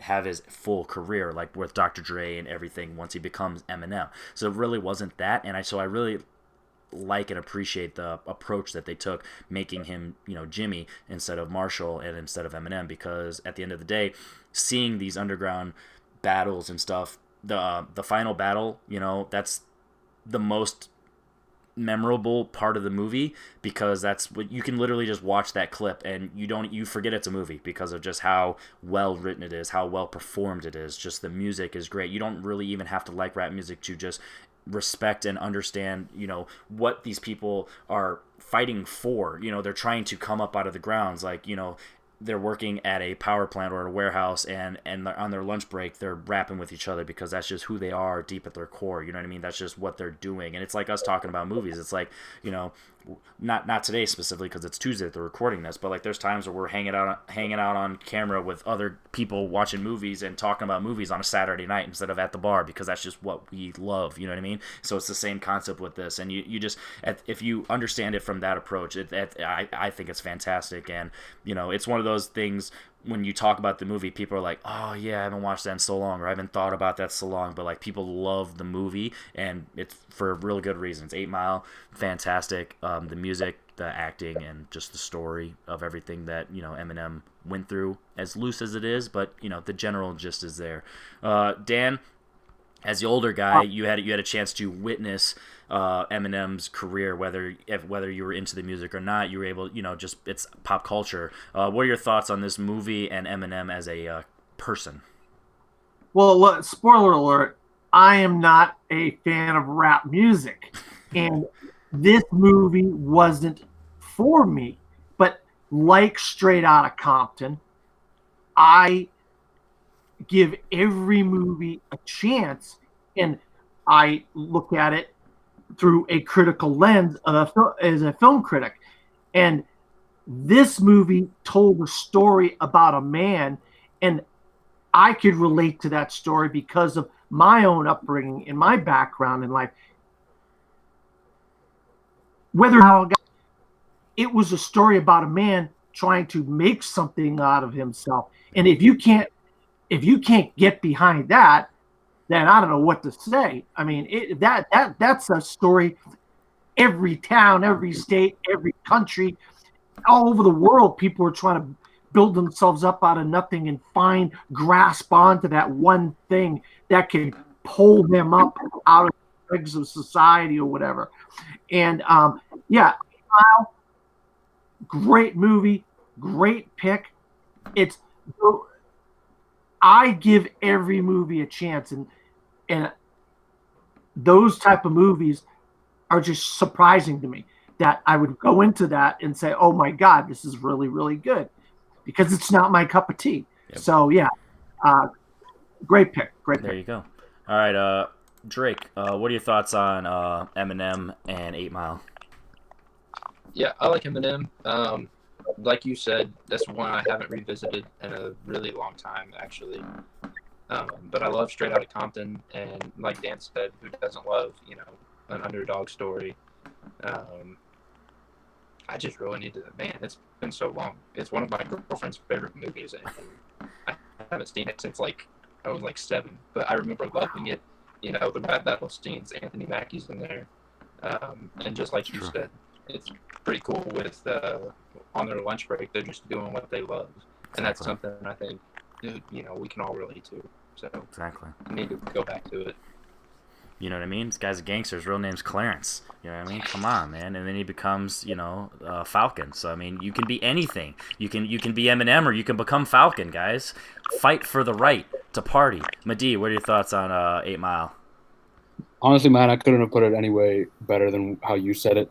8 Mile is a really great movie. In terms of hip hop movies, I'm a big hip hop guy, and it's probably number 2 or number 3 of all time hip hop movies that I've ever seen. Straight Outta Compton would be number 1, and then this would be fighting with Roxanne, which is a Netflix movie about a rapper that not a lot of people have heard of. But it's such a brilliantly well done movie, and Eminem, it's kind of criminal that he hasn't done any major acting since, because he was really, he was playing a version of himself, but you still kind of saw flashes of brilliant artistic talent that he would have on screen. And Brittany Murphy's performance as his kind of girlfriend at the time is also really well done. I can't remember who plays his mom for the life of me right now. Oh my God, I always forget her name from LA Confidential. Come on, Dan, help me out. Yeah. Kim Basinger. Jesus, I don't know why. I love her, and I always it just blanks every time. Yeah, she's fantastic in the movie. Michael Shannon, great cameo. You know, it's he's like we went to the same high school. And he's out here banging my mom, and then the Sweet Home Alabama, you know, riff that they have when they're, you know, that's making light of a bad situation, and that's kind of what this movie encompasses, and that's why I love it. So I'll go on to my next, and this is a movie similar to my Stanley Kubrick take. I love this director. It took me a while to finally see this movie, but once I did, I pretty much watched it 2 days in a row. Then I watched it again. The first time I watched it, I didn't actually watch it, but the first time I attempted to watch it, I got 5 minutes in, and I don't know what it was, but I was not in the mood. But then once I watched it after, I fell in love with this. And anybody who knows me, I know I've been out of the light for a while, but I'm a huge Billy Wilder fan, and Stalag 17 is a movie that is just fantastic. And anybody who likes war movies, anybody who likes Billy Wilder, anybody who, you know, potentially trusts my opinion, check out Stalag 17. So it's a movie about prisoners of war. So they're chilling in a prisoner of war in a jail, but it's open. If you've seen Life is Beautiful, it's kind of that same concept where they're just in a bunker. They have their it's like a boot camp where they're in the bunkers, but they're occupied by the Nazis, and everything that they're going there. They have this one German soldier who comes in there, and he's kind of like the main guard, and he's like friends with them, but he's also, you know, a guard, and he's like, when he has to be a dick, he'll be a dick. But it's not even about the Germans. I mean, obviously that's the backdrop of the entire story, but what it is just the chemistry of all of the American soldiers who are these prisoners, and just how they're able to decide how they're going to essentially get out and how they're going to go about their everyday lives. There's a scene where one of the guys, you know, him and his buddy, they're two goofballs, and they're like the comic relief. I mean, the movie, I wouldn't say it's a comedy, but it has a lot of comedic moments, but these guys are the main comic reliefs, but they're going back and forth, and they're trying to like make light of the situations, being goofy. But then there's one where the guy gets really sad, and his buddy's like, just think of the girl, she's your girl, and blah blah blah, and just having that camaraderie with people. And then, you know, I don't want to really talk too much about this movie because I know hardly anybody has seen it, but just know that it's in black and white. It's Billy Wilder. It's the dialogue. I wouldn't say it's as fast as some of the movies, but it really goes by, and it's interesting. It's fun. It's definitely I wouldn't say it's dark, but it has some moments where it's like, wow, that's crazy. Because when you see a prisoner of war movie, you know what I mean, there's only so much that, you know, you can do, especially in the 50s, so you're not allowed to really go there. But it does enough that it hints. It's kind of like 42, where it does just enough of getting the concept of how shitty it was to be in that situation, and just the acting's fantastic. William Holden really does a great job of being, you know, the cool guy who, it's like, is he not? What are his motives? What does he know? What doesn't he know? Is he putting on a front because, you know, when you're in prison, you have to put on this character, this facade around these guys, because, you know, you have to be tough, you have to be hardened. There's just so much about this movie that is amazing, and then once you get to the ending, you want to rewatch it because you want to. There's hints and clues and stuff that you want to just go back and watch it now that you know how it unfolds. And Stalag 17 it's up there for Billy Wilder for me. I'm mad it took me as long to get to it, but I'm happy that I did, and can't wait to watch it even more. Has anybody here seen Stalag 17? All right, Dan has. So Dan, you have an opinion? Let's go ahead. Yeah, real quick, I won't get. William Holden is fantastic in this film. And like POW movies are like a subgenre of war movies, and so there's not a lot of them because there's a ton of war movies, and there just isn't that many POW, prison of war movies. So that they have it's a little grouping of films, but there really are some amazing ones, and Stalag 17 is one of them. And Billy Wilder, one of the great directors of all time. I mean, you can't go wrong with Billy Wilder, but. So yeah, good pick. I'm very surprised to see it come up on someone's list. Yeah, definitely check it out if you haven't. So Madi, Drake, anybody watching, if we get any viewers on this, check out Stalag 17. So my number 6, my final movie on my bottom tier. This is a movie that, if anybody knows me, they know that I love this movie. It's lower on the list. It's gone down, but that's not necessarily a bad thing with the movie. Just other movies that pass it up. It Happened One Night. This is Oh, okay, there it is. Yeah. yeah. This one of my favorite romance movies of all time. I love the. So I actually got into it with Kirk the other day because he finally reviewed this movie, and I sent him a super long message of like, "You're missing the point. It's not generic. It's from 1931. Like it's all the tropes that you see in these romance movies. Like it started it, and it's not. There's just so much about this movie. The chemistry between the two. You have a guy who. I'm gonna try and summarize what I was saying to Kirk. So you have a guy who's a reporter, and he's not doing the best currently in his job, so he's trying to like find a reason to like live essentially because he's becoming a drunk, blah blah blah. You have this princess essentially who goes on the run, so he's like, I'm gonna go find her, I'm gonna return her home, get my reward, blah blah blah. So he's only around her because he's going for the reward. She's only around him because she's helpless. She has no independence because of just her backstory. So they have to work together to get anywhere, whether it's her back home, continuing her running away, however they're going to go about it. So the chemistry between the two and how it unfolds and how they naturally come together based on ulterior motives and just different perspectives on life. So because when you think of it, you're like, he would never consider her, and even halfway through the movie he doesn't consider her. So his walls are up. And her walls are up because she would never give him the light of day because he's not rich, he's not royalty, blah, blah, blah.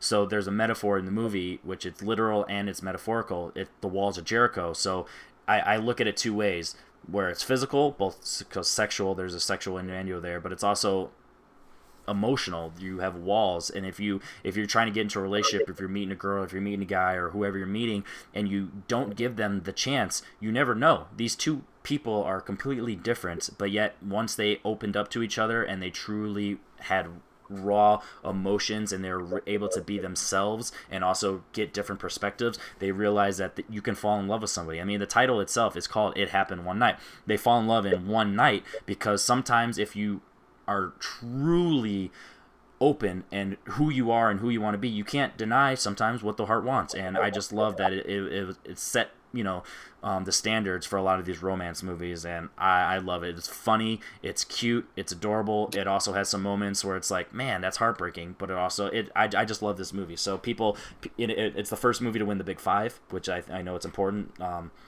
Director, actor, picture, best actress, and screenplay. So yeah, I think that's the one. But you know what I mean, it won it all, and it's that Cuckoo's Nest and Silence of the Lambs. You know what I mean? It's one of those where it's like it's a milestone of a movie, and people take that for granted. And I love it for a comedy, for a romance, for a weirdly kind of like 40-year-old version of older people coming of age, because she has no independence, and he's kind of a dick because he was becoming a drunk. So I love this movie. Has anybody seen it? Yeah, I mean, Long time ago. how can you not? This movie is an absolute classic. It's one of the greatest movies of all time, Henry. And I bought the Criterion a couple of years ago and I watched Same. it. And Frank Capra, I mean, he's just an amazing, amazing director. I mean, this is one of his best films. Clark Gable, I mean, one of the greatest actors of all time. Yeah, it just shows you how to do a great romantic comedy. And yeah, it's one of the greatest films of all time. I mean, what else can I say? Absolutely, I love that. Mehdi, is you said you've seen it once a long time ago. Hearing me talk about it, is it something you're willing to revisit, or is it something like I'm gonna revisit it because I think I saw it when I was like too young to really get into it. Like I saw it before I really was a big fan of film, and I was like, yeah, it's black and white. It's kind of like a older like I was really dumb and stupid when I was watching it, so I was like, what is this? But I really do want to rewatch it. As you said the title, immediately for some reason I realized that I left something else off my list, and it's one of those things like you said it happened one night, and like immediately I was like, fuck, I forgot that. But I do want to rewatch It Happened One Night again as like an older person, and kind of see if because they're saying it's a great movie. I think just at the time I wasn't able to appreciate it as much, so definitely got to revisit it again. There you go. Drake, have you seen It Happen One Night? And if not, do you have any interest in doing so? No, I haven't, but hearing you guys talk about it, definitely have interest. What year do you say it came out? 1931, if I remember correctly. 31. Okay. Yeah, I'll have to check it out. I have like 5 movies now that I have to watch based on how you guys are talking about 1934. But, yeah. Jesus. It's on Vudu. I don't know if you do Vudu, Drake. It's for $2.99 on Vudu. You can rent it if you're interested. Okay. Boom. All right, so that was my number 6. So now we can start going with the ones that I know that we're gonna have some lapsing. So Madi. Yo, real quick, I gotta just go upstairs and like take care of something real quick. I'll be back in like 2 minutes. All right, perfect. Then I will actually let You Dan alright go with that? first. So Dan, I will send it if Madi needs you to. So your number 5. What do you got? My number 5 is I will say, with this list, we probably should just go ahead and say the title because I know after seeing everyone's list, there are a few send-ins with some of these. So just so you know. yeah, that's fine. My number 5 is going in the opposite way of 6. Instead of going 5, 4, 3, I'm going 7 with the movie 7. So I Is will say that Drake, we all have it in the same tier. Drake, he has it at his number 5 as well, and I have it at my number 3. So we can all talk about it right now. And Madi, he does not have it, so that gives him plenty of time to come back. So I'll let you guys go first, and then I'll finish up. I'll tell you what. I mean, Drake, I just saw a movie called The Little Things the other day, and I had to review this movie. And The Little Things is like a rip-off kind of like little stepchild of 7 in a lot of ways. It wants to be 7, but it is not 7. And because nothing can be 7. I mean, Morgan Freeman, Brad Pitt, Gwyneth Paltrow, Kevin Spacey. I know, God forbid, you're not supposed to say his name. He's like Voldemort, he who must not be named, or something.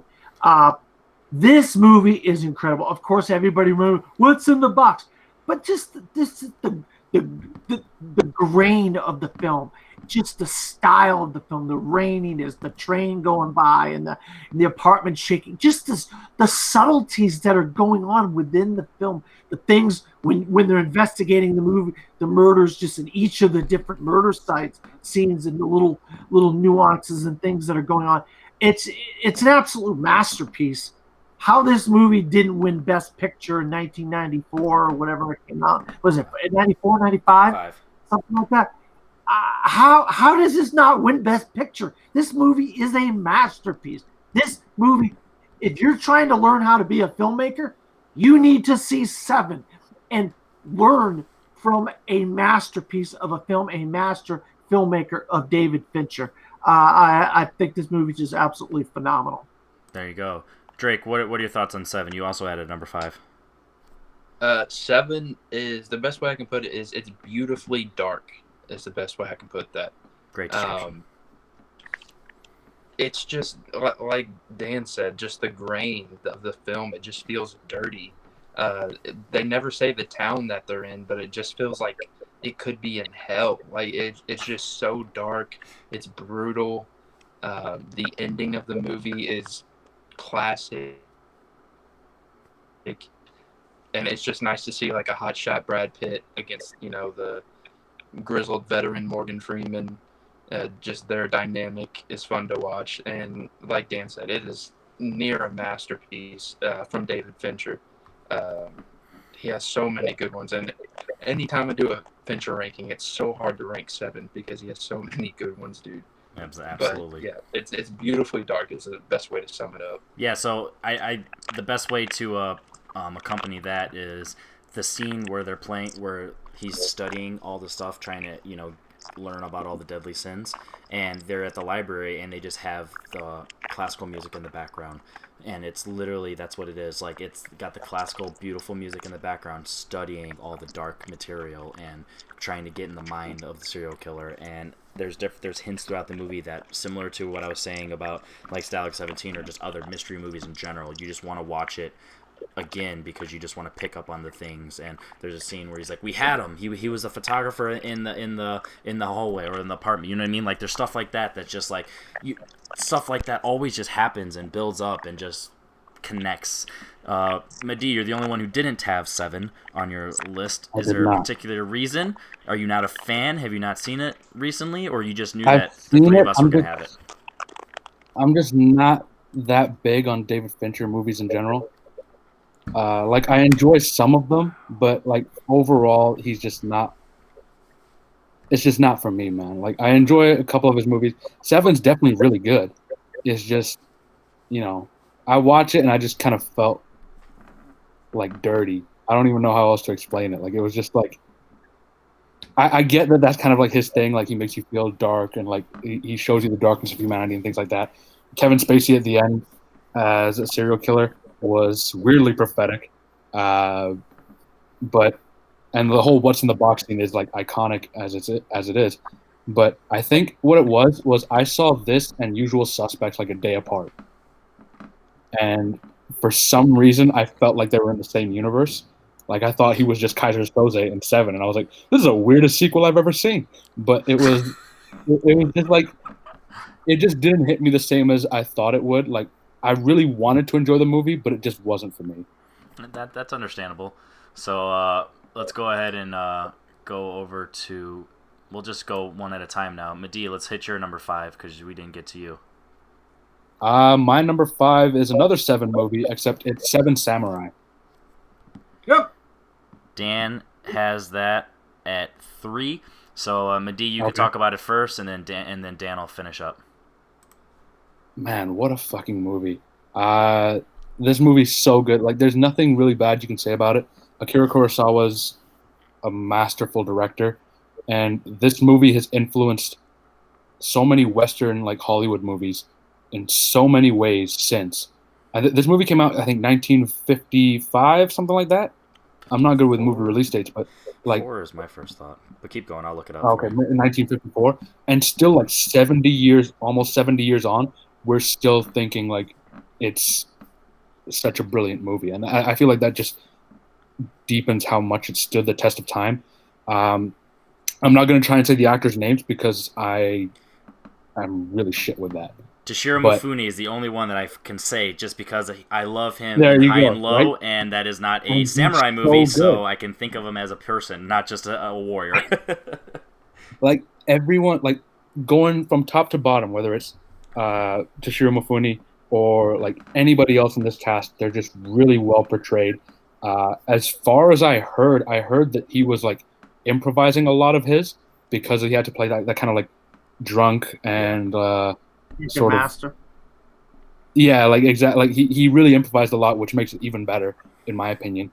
And it's shot beautifully well. The music is outstanding in it, and the story has been something that's been used in so many different. Like if you look at Star Wars, it takes influence from it. If you look at the Marvel Cinematic Universe recently, it's taken a lot of influence from it. Like literally any movie in the past like 60 years has taken from this movie and tried to emulate what it has done. You can even see some of it in like Mad Max Fury Road, which has no samurai at all, but it's just in how they shoot the visuals of the action sequences. It's like I feel like a lot of people have seen it because it is in Japanese and it is in black and white. and you 3.5 hours. Like and 3.5 hours. I mean, Parasite people had trouble watching, and that's like a modern day movie just with subtitles. This is another like hour on top of that, and then also in black and white. So it's not like the most approachable movie for a lot of modern day audiences, but holy shit, does everyone need to see this movie? Dan, what are your thoughts on Seven Samurai? You Yeah. had 3. You said quite a bit there. Yeah, when I started buying Criterions about 4 or 5 years ago, one of the first ones I bought was Seven Samurai because I heard that this movie was a great movie. I didn't see it as a kid. It's one of those movies that kind of slipped through the cracks for me as a kid because I've seen a lot of classics when I was a child, and this one slipped through the cracks. But I mean, it's just an absolute master. I know I use the word masterpiece, but I'm not exaggerating when I say Seven Samurai is one of the greatest films of all time.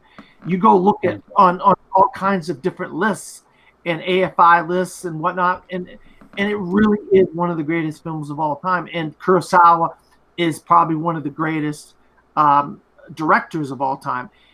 This is absolute masterpiece of a film, and it, like you said, Mifune is drunken master. I mean, the guy is a great actor, but the action and then of course you had the Magnificent Seven a few years later. You know, that was basically Seven Samurai, and that was a great movie. But nothing's gonna ever compare to the original. And this movie, if you can have top 10 of movies with numbers, you better have this in there. I'm shocked you didn't have it, Henry.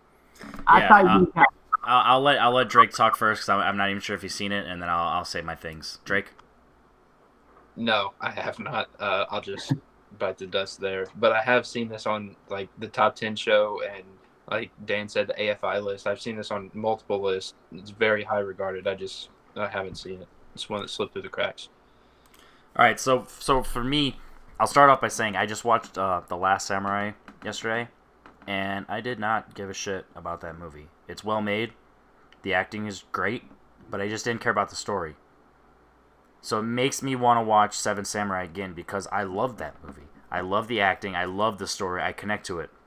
It's just one of the ones where I get in my own head when I think of that movie, where it's long, it's foreign, and it's like I've only seen it 2.5 times, so it's like, how do I put it like on my top 100 or on this list or stuff like that? But when I truly think about it, like it's similar to like 2001 for me, where it's like I have that connection with 2001 because I saw it on the big screen. So I'm like, nope, no matter what, I have that memory where it's like I love it and I can't get in my own head with it. So I need to do that with Seven Samurai because I love it. Like when the whole scene, or you know, the whole time when Mifune is going through his family tree and he's just trying to like find out his purpose, kind of what we're talking about with 8 Mile, where it's just like this another thing where it's like, this is who he is he an imposter, is he phony, what is like, who truly is this character, what is his role within the group? A lot of them are just worried about eating their rice because they just want to get by and they just want to survive. Some of them want to fight but they just aren't physically capable and they just can't handle that pressure. And then you have the action, like you said, the action was fantastic. My favorite scene action wise is when they're, you know, on the horses going back and forth and it's raining and it's just super muddy and it's real. That scenes like that is what makes you love actual real effects and like real scenes, and you don't want CGI for stuff like that because that's visceral, it's raw, and it's just dangerous, and that's the type of stuff that you love about old cinema. And honestly, this movie has one of the most famous shots. I won't go into specifics, but the crosses and just when they're looking up and they have that, like that's one of those where you can just put that as a wallpaper and it's just beautiful because it encapsulates what the movie is, but also just you can just use your imagination for anything within life, and that's just beautiful. So honestly, I bet you if I watched it tonight or tomorrow or like within the next week, it shoots into my top 100. Like I do love the movie. I get in my own head when it comes to this movie. So yes, I also am surprised that I didn't have this on here. So I'm glad that I at least got to talk about it. Let's go to my number 5. I'm gonna get it out the way because I know that it is going to be sent, and that is 500 Days of Summer. We already talked about it, we haven't actually talked about it yet. So we are going to talk about it a little bit. We'll just talk about that one later. So let's go ahead and go, because let's get some of the ones out of the way. So let's see if there's any ones that we can talk about. Now, Dan, we'll talk about your number 4 because 2 people have that on the list, and we can talk about for both of you. Yeah, but D, you already brought it up. I mean, you want to talk about an incredible movie. I saw this October 18th, 2012 Oscars in 2013, right? Yeah. Am I right? Or was it 2014 it won Oscars? 2013. So I saw this October 18th, 2012, and I saw it at an art house cinema. And when I walked out of that cinema that night, I said to myself, this will win Best Picture. And it's unbelievable to me that Steve McQueen, did he win director?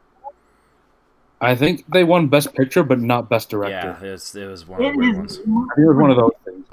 Ridiculous that Steve McQueen didn't win Best Director for 12 Years a Slave. This, I mean, and I keep using the word, it's a cliche. This is a masterpiece of acting and filmmaking by Steve McQueen. I mean, Chiwetel Ejiofor was robbed of a Best Actor. The guy should have won Best Actor. I mean, Paul Giamatti, brutal. Michael Fassbender, brutal. A little small role for Bill Camp. Brad Pitt's in it. Paul Dano, what a bitch. What a bastard he is. What Lupita Nyong'o goes through? Oh my God. This movie is phenomenal. Spoiler alert, if you didn't know this, I last year when everybody was doing the top 10 of the decade, my number one film of the decade of the 2010s, 12 Years a Slave. Wow, that's high praise. So that your number 4, Mehdi, that was your 6, right? Yeah, it was my number 6, and here's the thing: my 6 to number 1, they're all movies I give like a 10 out of 10 to. It's just like, how do you rank like movies that you consider to be on that level, right? Yep. So it's not a shot of me putting it in the bottom 5. Like, it's just I don't even know how else I would do it. But this movie, it's so viscerally hard to watch. I watched it again because my girlfriend's sister had to do a report on it, and she tried watching it and she couldn't. Like, it was just too hard for her to watch. Now, I get that. Like, I understand. Like, it's not an easy movie to watch. Like, it's difficult to get through because of the subject matter and the fact that this actually happened. And like the way, and it's a credit to the filmmakers that you are consistently like, you kind of know that he's gonna get out of it okay, be free, because the general story. Even still, like, you're constantly worried, like, oh shit, is something gonna happen to him now, or what's gonna happen to Lupita Nyong'o's character, or is Paul Dano gonna fucking kill this guy? Like, it's so tense to watch, and the entire time you're watching, you almost forget that it's a movie, and you think that you're watching like almost like a documentary or something. Like, it's just like, how did people get away with this? And then you like just kind of throw up in your mouth saying, shit, this actually happened. And Dan, as you were saying, like, everybody in this movie is phenomenal. Like, Michael Fassbender as a slave owner is ridiculously good, like worryingly good almost, of like how good he was in like that villainous role. Lupita Nyong'o was a fucking revelation in this. Like, I don't think I had seen her in anything before, and then she does this, and I'm like, oh snap, this girl is fucking good.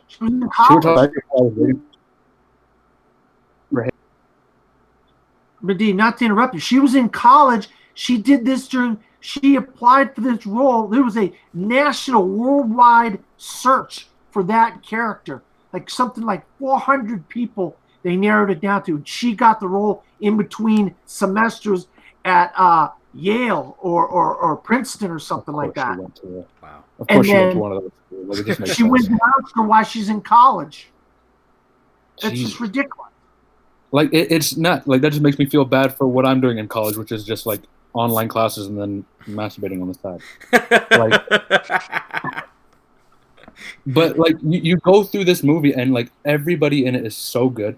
Chiwetel Ejiofor, I'd been waiting since I saw him in Serenity to have something like really big, and then this was it for him. And then obviously Steve McQueen did a phenomenal job with, like, it's such a great movie, but it's because it's a part of, I mean, I'm Canadian, but like, it's still part of like this history that North America has. History, yeah. Like, it transcends it's a huge part of world history, and it's so important that we know where we came from, so that we don't make those same mistakes in the future, and we don't relive those steps, because obviously it was a wrong move, and we want to make sure that we're treating people like people instead of how they were treated back then. Yeah, so I don't have this on my list because anybody like who's come across me on the internet knows that I'm a hard shell. I think I'm cool and tough and stuff doesn't get to me. it's very rare when a movie like affects me personally, and Schindler's List and 12 Years a Slave are two movies that are like, wow, it's hard for me to watch because you clearly know it's a movie, but you know it was real life, and it just affects you because you're like, that sucks, dude. Because deep at the core, I'm a human being.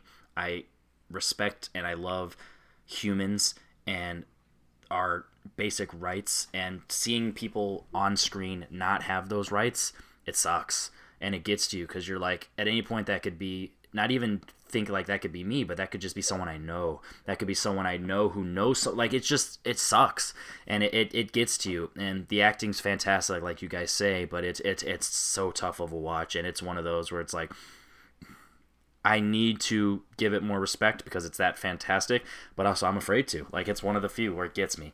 So it's That's fair. it's tough, and I No, don't that's say that completely often. fair, man. It's tough, and I love dark movies, but the real stuff that gets to me. And it's like, I can watch real life videos on Facebook of someone getting shot in the face, and it's like, oh, that's everyday life.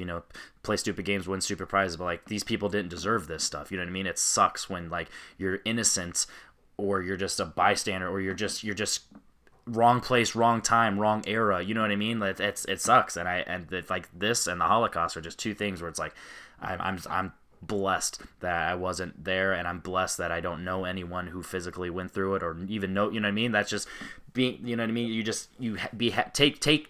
Don't take for granted your rights, and people do. And seeing movies like this and hearing stories and reading books and stuff of the slave history, it's not great. And like you said, be better. And we all can talk shit online and do stuff like that, but deep down, respect everyone's human rights and treat people like humans, not like animals, not like dogs, not like scum, not like slaves. And yeah, so this movie is one that I don't want to watch again, but I probably should. Drake, Yeah. what are your thoughts? Does this one affect you as well as one you just were afraid to put on the list, or what? I'm bringing your sentiments there. Everything that you just said about it being hard to watch. That is another one that I, along with another one, one of you put on your list that 2001 that I owned, and they're at the very beginning of my collection because they're numbers, but I just haven't got to yet. And part of the reason I haven't got to it is because of everything that you guys just said, that it is so hard to watch. The subject matter that it is, which I know I need to give it the respect it deserves. Steve McQueen and all the great performances. I mean, and it blew up for Lupita Nyong'o, but that's just one I need to get to as well. There you go. All right, so let's go on a happy note here. Drake, let's talk about I your gotta say number. this as a happy note. Oh, yeah, never mind. No, go ahead. Happy note. I was gonna say, as a happy note, I saw this in theaters, and it wasn't like a packed theater because people get nervous around movies that focus on slavery and stuff like that. And like the movie ends and the credits start rolling, and this old white lady, comes up to me, grabs me by the hand, and says, "I'm so sorry for what you had to go through," as if I was in the movie or I experienced this shit. Like, I get it, there's not like a lot of black people in my town, and like I'm mixed race, so I some people are like whatever, but like, come on, like it's not. You don't have to apologize to me. So that is funny because that is the definition of white guilt.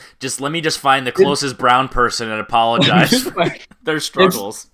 I felt like maybe this is a good thing, because at least they're feeling something, and they're like, hopefully it opens their eyes, but it's also like, hopefully they're not racist after this movie if they were racist before. Yeah, but come on, you just find one guy and you're like, oh, let me apologize to this guy for hundreds of years of. Yeah.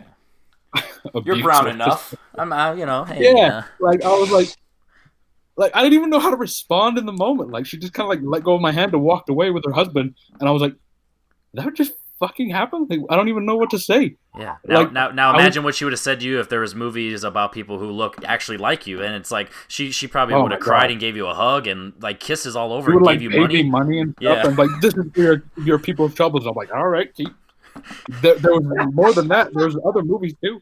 Yeah, American Sniper and Zero Dark 30, and next thing you know, she's over here giving you her wallet and her purse, and she was like, "Please forgive me." And then I walk out and like, "You have this old lady's purse?" I'm like, "She gave it to me. I swear to God." You go to jail because you got a present. That's fucked up. Drake, Yeah, let's continue this happy train. What's your number 4? Spoiler alert: no one else has it. I was gonna say nobody else has this movie, but it is Big Hero 6. Everybody has their Toy Story, their Finding Nemo, their Monsters Inc., their favorite animated movie, and this is my favorite animated movie of all time. Wow. It has, yeah. It has heart. It has humor. It has Stan Lee. It has T.J. Miller. It's just, I don't know. I love this movie. From the beginning, which has everybody seen this for spoilers? Yeah. Okay, so from the beginning, when he loses his brother, and the only thing left behind is Baymax. And Baymax comes in, and he is his best friend, his companion. He watches over him. It's just such a nice story. And then the humor in this, from when Baymax has low battery, and he comes in, and he's drunk. It's so good. And it's not the kind of, there's just kind of humor I don't see in animation often, at least Pixar or, Disney, stuff like that. But the story is good enough. The twists are great, and then in the end, it's just about family. The family that he finds, the family that he has, and they all come together as 6. And I just love this movie. I watch it at least 2 times, 3 times a year. Wow.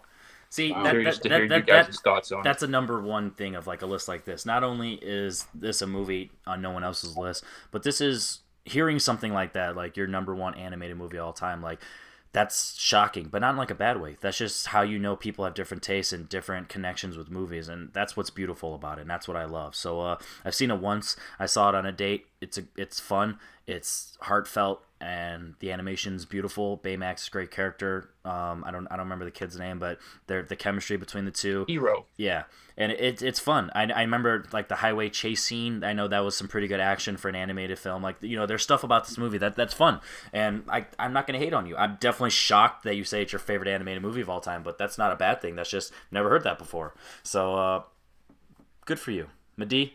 Big Hero 6. It was an honorable mention for me, man. Like, it was close. I really, like, same with you, man. Like, I really love this movie. It's not my favorite animated of all time, but it's definitely up there in, like, my top 5 for animation. But, yeah, it's just such a good movie. Like, Baymax coming home drunk is a standout scene. I, like, 3 days ago, put my underwear on, and it was inside out, and I didn't realize. And then I looked down, like, as I was taking a shit, and I was like, huh. I wear them front ways. Like, I did the whole like spiel, and I like just started laughing to myself in the bathroom. My brother thought I was a fucking idiot. Like, I don't know what he thought I was doing in there, but like it's just one of those great movies, and it's kind of weird that we haven't gotten like any more from that franchise yet. Like, it's been, I think, like what, 7 years now almost. Yeah. Pretty much going on 7 and years. like we haven't had anything else come from it, which is like kind of astounding, because it's such a brilliant universe, and I really want to see more from those characters, especially from Hero and like the crew. Like, all of them having their own like powers based on the suits that he designed is just a great concept for me.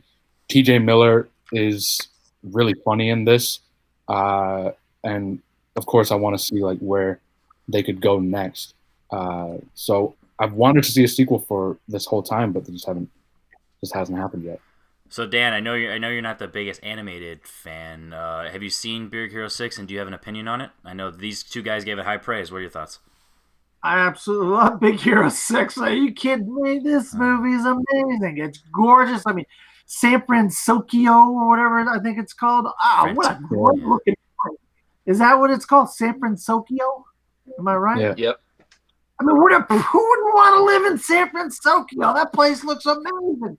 And the depth of the animation, like if you watch the Blu-ray and you see that, or wherever, you see special features, how they created the depth and the layers in the city.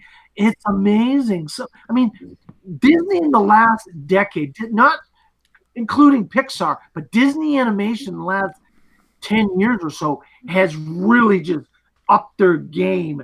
I mean, like Moana, Big Hero 6. I mean, some of these films are just like Wreck-It Ralph. They're just gorgeous. They're just, and it's almost like you can touch these movies. That 3D animation is fantastic. Yep. They're so realistic, and I love it. And people don't realize. A lot of people don't realize it's a Marvel movie. Big Heroes, they're Marvel characters. They were. Where was he in Endgame? Huh? They could have had Baymax in Endgame. He would have ended that shit. He was still in the van. He didn't quite get out of the portal. So. Oh yeah, okay. He's not fast. So. Yeah, Big Hero, second character in Spider-Man into the multiverse or whatever the hell you call it. All the different characters. Another movie now after today's episode that I definitely I'm gonna either want to watch for the first time or rewatch. So this is a fantastic episode. So I'm gonna go on to my number 4 because I know no one else has this one, and this is a movie that, given my upbringing, that I just connect with deeply. That's Four Brothers. This is a movie that I love so much. It's just it's dark, it's hilarious. The core of it is an old lady. She gets gunned down in a convenience store, and her sons are now trying to avenge her death and come to trying to figure out why, because there's no way that this was just a random mugging because of just little sprinkles that they find out. You got Mark Wahlberg, you got Tyrese, you got Andre 3000, and then you got oh my god, I always forget his name. I'm not going to waste time. But you have the four brothers, huh? Garrett Hedlund. Yeah. So you have the four of them, and they work. Yeah, they just work off each other just fantastically. The humor, it's well directed. John Singleton. I'm going to embarrass myself if that's not right. Now I have to. Four Brothers. So you have yeah. So you have it's fantastically directed. The heart and the emotion is there. I just love this movie so much. You have speaking of Chiwetel Ejiofor, he plays a fantastic villain in this movie. It's one of his most underseen and underappreciated roles. I love this movie. A lot of people either haven't seen it or just don't even think about this movie when they think of like the star power that's in it with Mark Wahlberg and Tyrese after the Fast franchise. I love this movie. It's got great action. It's funny, and it's well directed, and I love this movie. Drake, have you seen Four Brothers, and do you have an opinion? I remember seeing Four Brothers when it first came out. I only watched it the one time. I remember liking it, but just came nothing and more came than and that. went. Yeah. Yeah. Dan, you got any thoughts? Yeah, Mark Wahlberg. Okay, where I come from, Mark Wahlberg was Marky Mark and the Funky Bunch. Then he became an underwear model, and then all of a sudden, out of nowhere, he was an actor.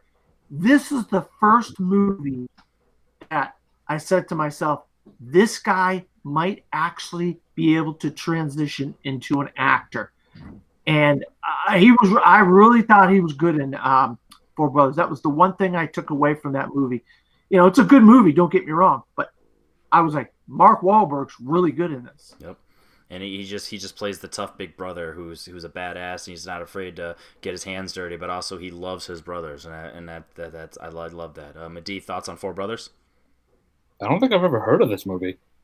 Like, I guess it just slipped through my radar when it came out, but no, I don't even know what this movie is. But Mark Wahlberg has always been kind of hit or miss for me. But I mean, if you guys are saying it's good, then I'll check it out.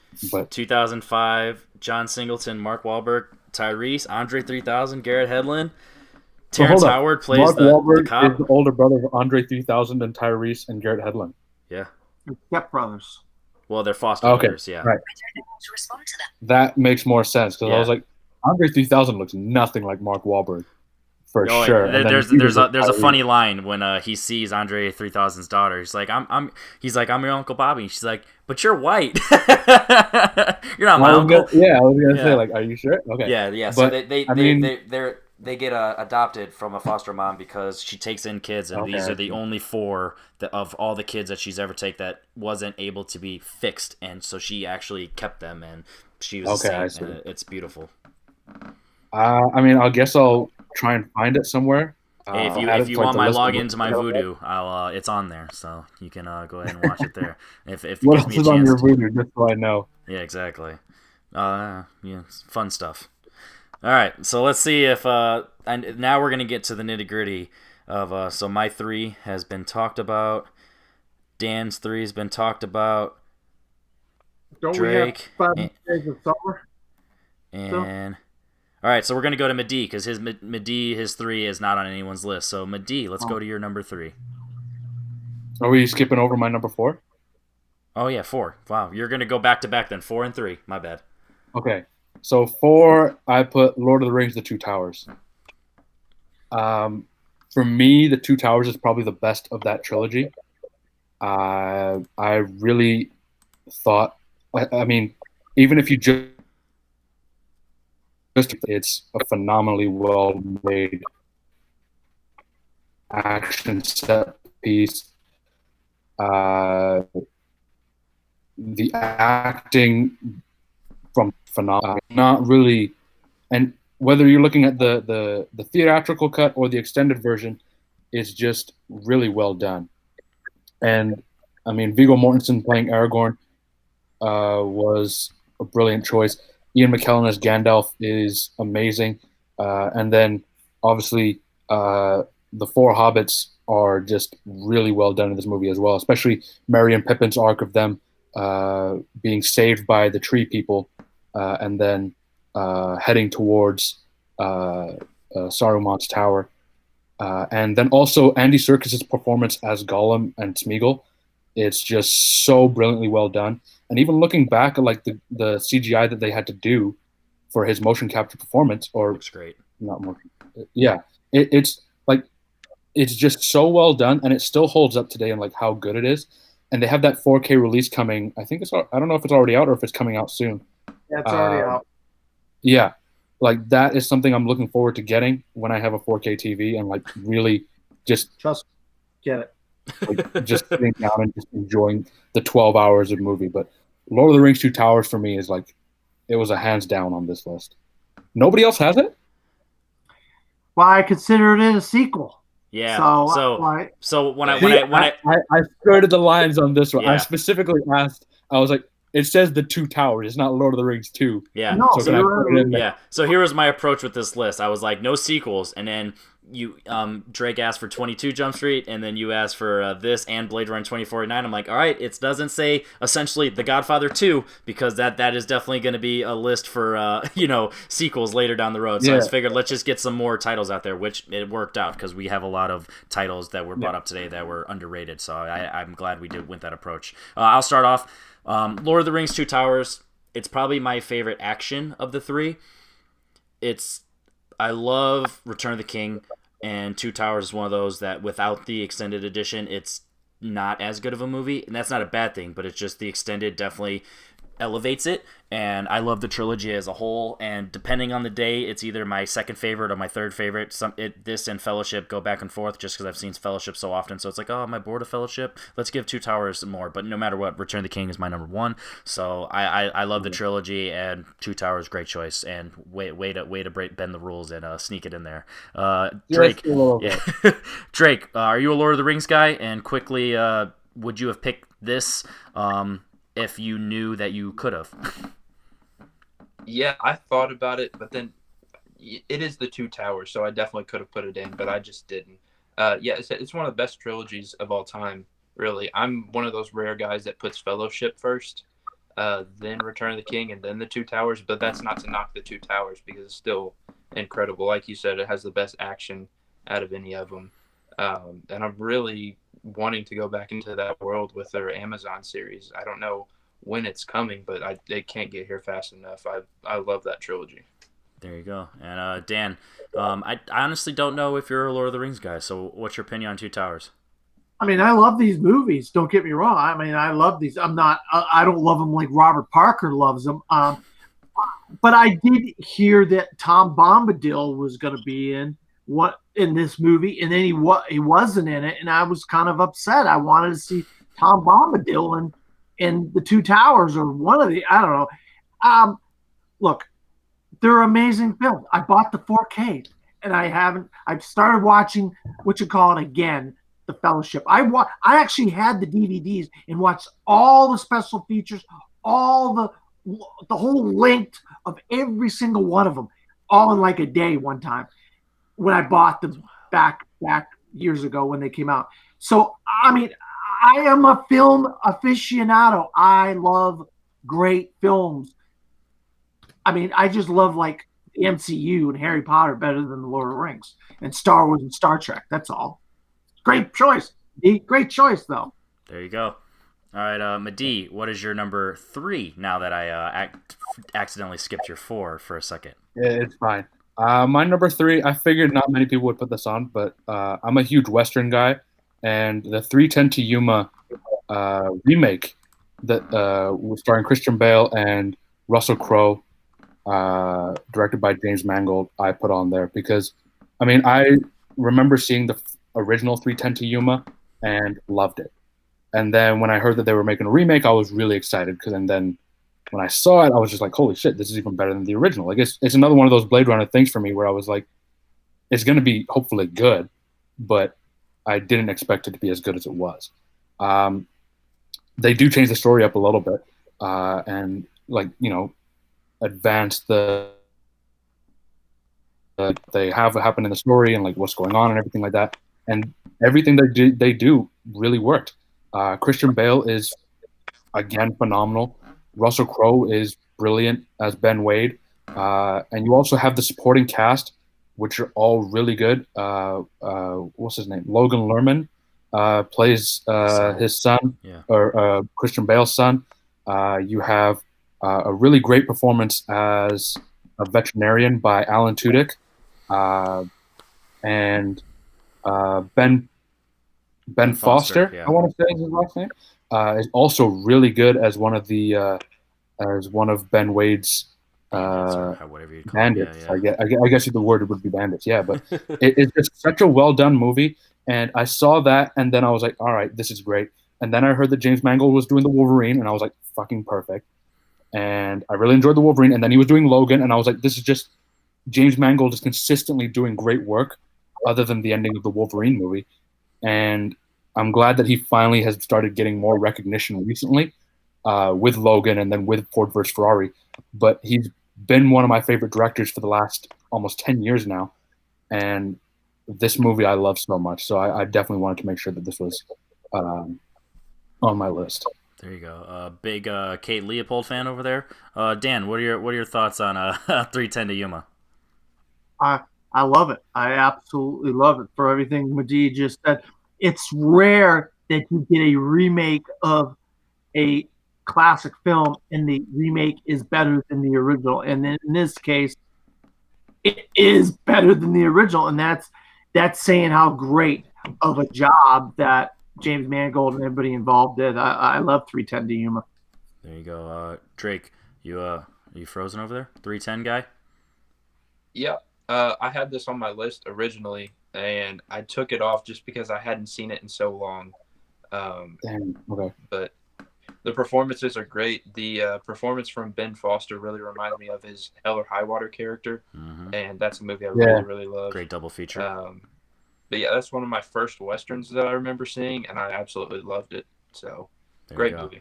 Yeah, same thing for me. Christian Bale, Russell Crowe, Ben Foster, great trio of just powerhouse actors just doing their thing and well directed, and it's not like obviously on my list, but not a bad choice by any means. So I'm gonna go ahead and let Drake do his number 3 so we can send it. That'd be One Over the Cuckoo's Nest. Send it. Yeah, we are going to be sending that. So I'm going to go ahead and now I'm trying to figure out what's the best approach.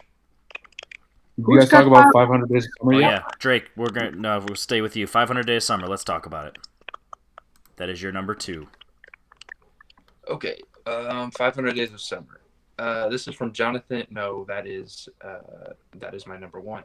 This is from Mark Webb, who hasn't done anything remotely good since this movie. Spider-Man 2. He did Amazing Spider-Mans and a shitty movie called Gifted, which You're a wild boy for that. Gifted's great. Yeah, but 500 Days of Summer, it's just a unique style of directing. It's a unique storytelling technique that he has. It's a rom-com, but it's not your traditional rom-com. It's a movie where he doesn't get the girl, but that's not the point of the movie. I don't know. I think every time I see this movie, it's my number two, but every time I see this movie, I think I like it just a little bit less. But I think that first time you see it, it's just magic, and then as you keep watching it, it kind of loses its magic.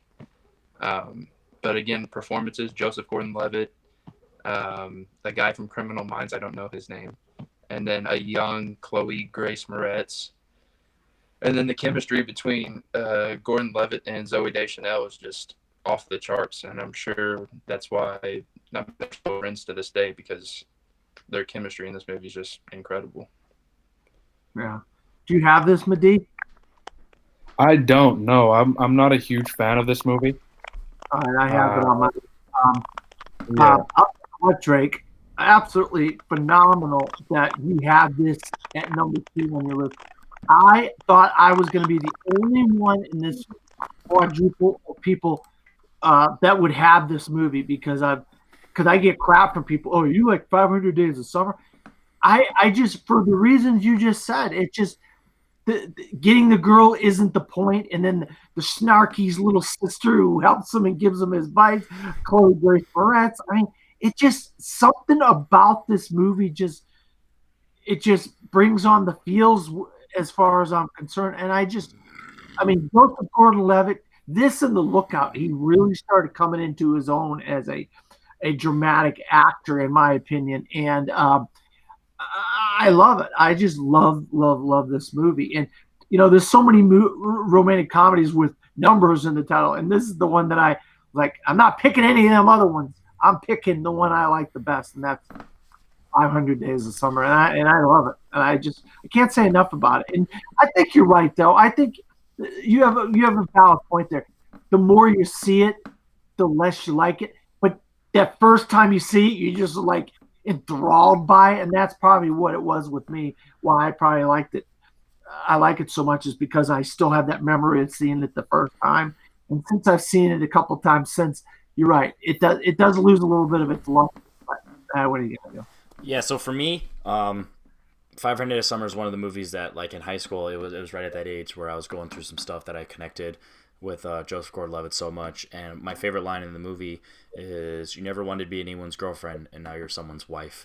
And I go through that a lot with girls, and I have specifically an ex-girlfriend where she would play with me mentally and always be with some other guys and like actually be in long-term relationships, but like our relationship, it would just teeter off because I never want to commit, blah blah blah. So I have that, and then I just love the chemistry. I love Zooey Deschanel. I love New Girl. I'm a huge New Girl fan, so I just love her just as a personality, and I just love her dry, quirky humor at times, and just how funny she is.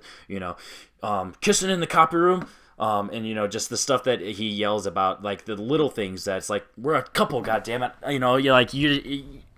It's one of those things where it's like, you never have guys that are vulnerable in these types of movies. It's always the girls being the wussies, and you're like, oh, you're being so oversensitive. But in this movie, it's the guy.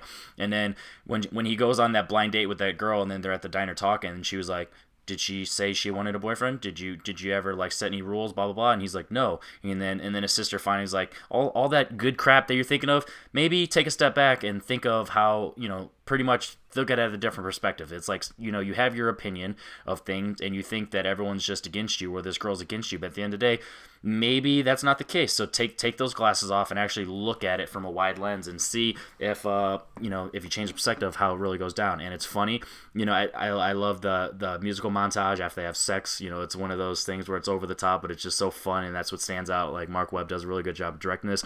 And then just the top 10 scenes of all time is the expectations versus reality scene, and the music that goes along the actual scene. Like, that's fucking heartbreaking, and it just how it molds into one, and truly reality really gets you. And it just, and then it goes to the sketchbook art, and just it just stands out. And it's not just a romantic comedy. And like you said, this is not a love story, and he misinterprets to graduate just like some people. So Madi, you're the only one who didn't have 500 Days of Summer on your list. Is there a reason?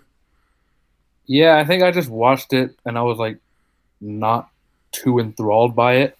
I'm not the biggest Zoe Deschanel fan, so I guess that might have played a little bit of a part into it. But for me, when I watched it, it was just kind of like an okay movie. I will say that the expectations versus reality scene was definitely a standout. I thought that was a brilliantly well done scene. But then, other than that, there wasn't really anything that I really went back and enjoyed. Like, I mean, you guys brought it up, and you were like, "Oh yeah, Chloe Grace Moretz is the sister," and I was like, "Oh yeah, she is." Like, it was just something that, like, it's one of those movies that I forgot about like almost immediately afterwards. Other than like the dance number and the expectations reality scene, like it's not really a movie that stuck with me, and that's just why I didn't put it on there. That's fair. All right, so I'm gonna do something. So if you think of the title, numbers with movies with numbers in the title, there's two movies that, spoiler alert, we all have. So I'm gonna just skip to Drake's number one, so we can get that out of the way, so we can talk about these final two movies. So Drake, what is your number one? As he's muted, God damn it. Go ahead. What was that? Can you hear me? 6 out of Good. 10. Go ahead. Okay. Number one, tier one, is a movie called 50-50. It is also Joseph Gordon-Levitt, Seth Rogen, Bryce Dallas Howard. It's directed by Jonathan Levine, and he's done a couple movies that I really like. I think are underrated. The Night Before. This movie, Joseph Gordon-Levitt gets diagnosed with cancer. He has a 50-50 chance of living. And Spine. yeah, well, movie title. But just like 500 Days of Summer, I found myself looking at this movie and putting myself in the position of Joseph Gordon-Levitt and his best friend, Seth Rogen. I have a friend just like that. His mom, I have a mom just like that. His girlfriend, I've had girlfriends just like that. It's just everything throughout this movie just really hit home and speaks to me on so many levels. I know it's not going to do that to everybody, but personally, I love this movie. It's a top 10 movie of all time for me. That's just personal. I love 50-50. I'm curious to see your guys' thoughts on this movie. All right, so I'll start. 50-50, the very first time I saw it around the time it just came out, and I was like, holy shit, this is for me. Then I watched it about a year ago, and it's really great. Jonathan Levine does a really good job directing it. There's nothing really flashy about the movie in terms of like the direction, like with The Night Before and Long Shot, but it handles, like, it goes back and forth, like handling the melancholy and depressing aspects of the movie as well as the comedy.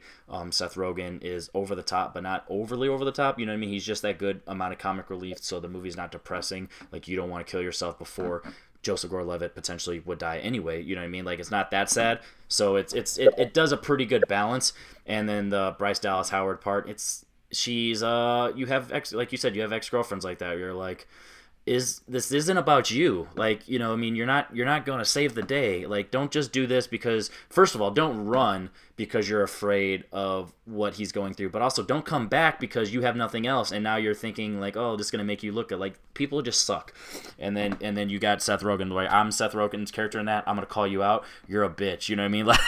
Like get out of here. You're evil. You're crazy. Like, you're conniving. Like, I don't like that. You know what I mean? Like, there's no other word for that. Like, that's stupid. I hate that type of people. And then Anna Kendrick. I love Anna Kendrick. I'm a shill for Anna Kendrick. Like, I just love her and everything. She's just so adorable. He's like, how many patients you have? Oh, you're actually my first patient. You know what I mean? Like, it's just he doesn't know what he's doing. She doesn't know what she's doing. They're able to like come together with that. So I really like this movie, and I love that this is your number one. So that 50-50, there's a 50-50 shot of me putting it on the list, and it's unfortunately just didn't make it. Madi, 50-50. Have you seen it? What's your thoughts? I really like this movie. I was kind of worried when I like read the summary of it, like when it was first coming out. I was like, oh, as a guy gets diagnosed by cancer, he has 50-50 chance of living. I was like, this is gonna be depressing as fuck. Bummer. You know? But I mean, give credit where it's due. Joseph Gordon-Levitt and Seth Rogen really bring the humor and levity to such a serious, like, you know, topic, while also still making sure people know it's serious. Like they do really well in making you laugh, but also making you like cry in this movie. And I don't have anything bad to say about it. It's just not in my top 10. And I thought it was a really good movie. The one scene that I still like look back at and like catch up on is they're at a bookstore and Seth Rogen's picked up a book of like how to deal with your friend's diagnosis of cancer or something like that. Like that one, because he spent the entire movie like trying to make sure that his friend is okay. Like, you know, I'm gonna make sure you get through this, like being the supportive friend, and you completely forget that he's dealing with his best friend in the world possibly dying. Yep. And like they don't really show it until you see that moment, Mm-hmm. and it's such a punch in the gut. And like every time I think of that scene, it's like one of those moments I'm just like, God damn, that was really well done. But no, yeah, it's a great movie. Just didn't make my top 10. There you go. Dan, does this make you sad? Yeah, I mean, it's a sad movie, but it makes light of cancer, and sometimes if you're gonna deal, and there are a lot of been cancer type movies. It's another subgenre movie. You don't want to watch it, and it's just miserable the whole time. You're miserable because these people are dying and they're losing their hair and all. So they really do a nice job of bringing the levity to the film. Now, correct me if I'm wrong. Is it Scarlett Johansson was like one of his girlfriends, or a girl that he liked, or something? Or I am I think you're wrong? thinking of John. Yeah. Okay, John. Which is, Okay, I was like, man, why do I keep thinking of Scarlett Johansson? So Yeah. everybody, But Joseph Gordon-Levitt slays though. He gets them. Don't worry. Yeah. A different redhead. He's getting it. Don't worry. Different redhead. He's doing well for himself. I liked this when it first came out. I mean, it's a very good pick and a very good film. All right. So finally, let's get to the brunt of it.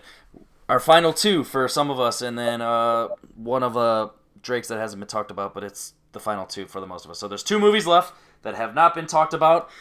One of them is on 3 people's list, and one of them's on 2 people's list. So one of them's on 4 people's list, one of them's on 3 people's list, and two of them are 2 number ones. Yeah, that's what it was. All right, so we're gonna go ahead and talk about the one that is on 2 people's list first, because it technically is the lower of them, because it's only on 3 people's list, and it's 2 people's number ones. It is me and Dan's number 1. Oh wow! Oh damn. Okay. I will go first. And 12 Angry Men. This is a movie that makes you think about who you are, what your morals are, and what the perspective of other people are. And Lee J. Cobb, at the end of the day, his true motivations for why he's such a dickbag, it makes you think about how people are in everyday life. It's like, why is this guy such a jerk? Why is this guy so bitter? Why is this guy yelling at me? They got stuff going on in their own lives. Is it right that they've taken out their issues on you? No. Does it make up for it? No. But at the end of the day, can you understand it? Yes.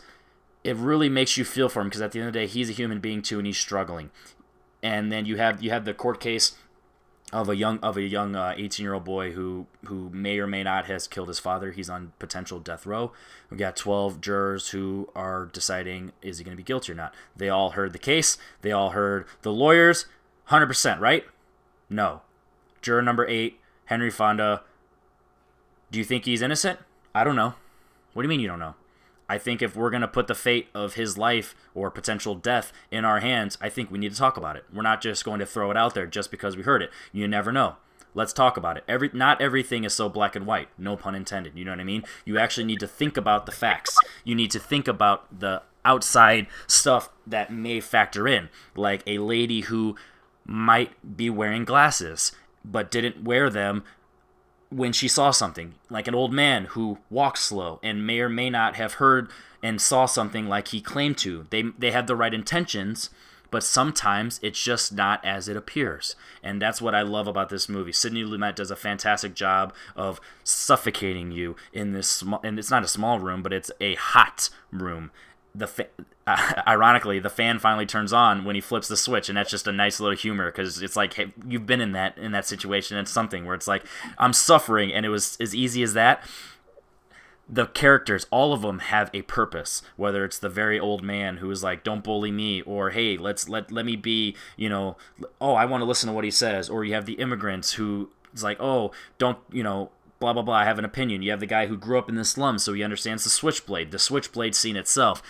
Thrilling. Like, there's just so much about this movie that it just builds everything. It has comedy, it has drama, it has a little bit of horror because of that, it's more thrilling, but it's scary. There's realism.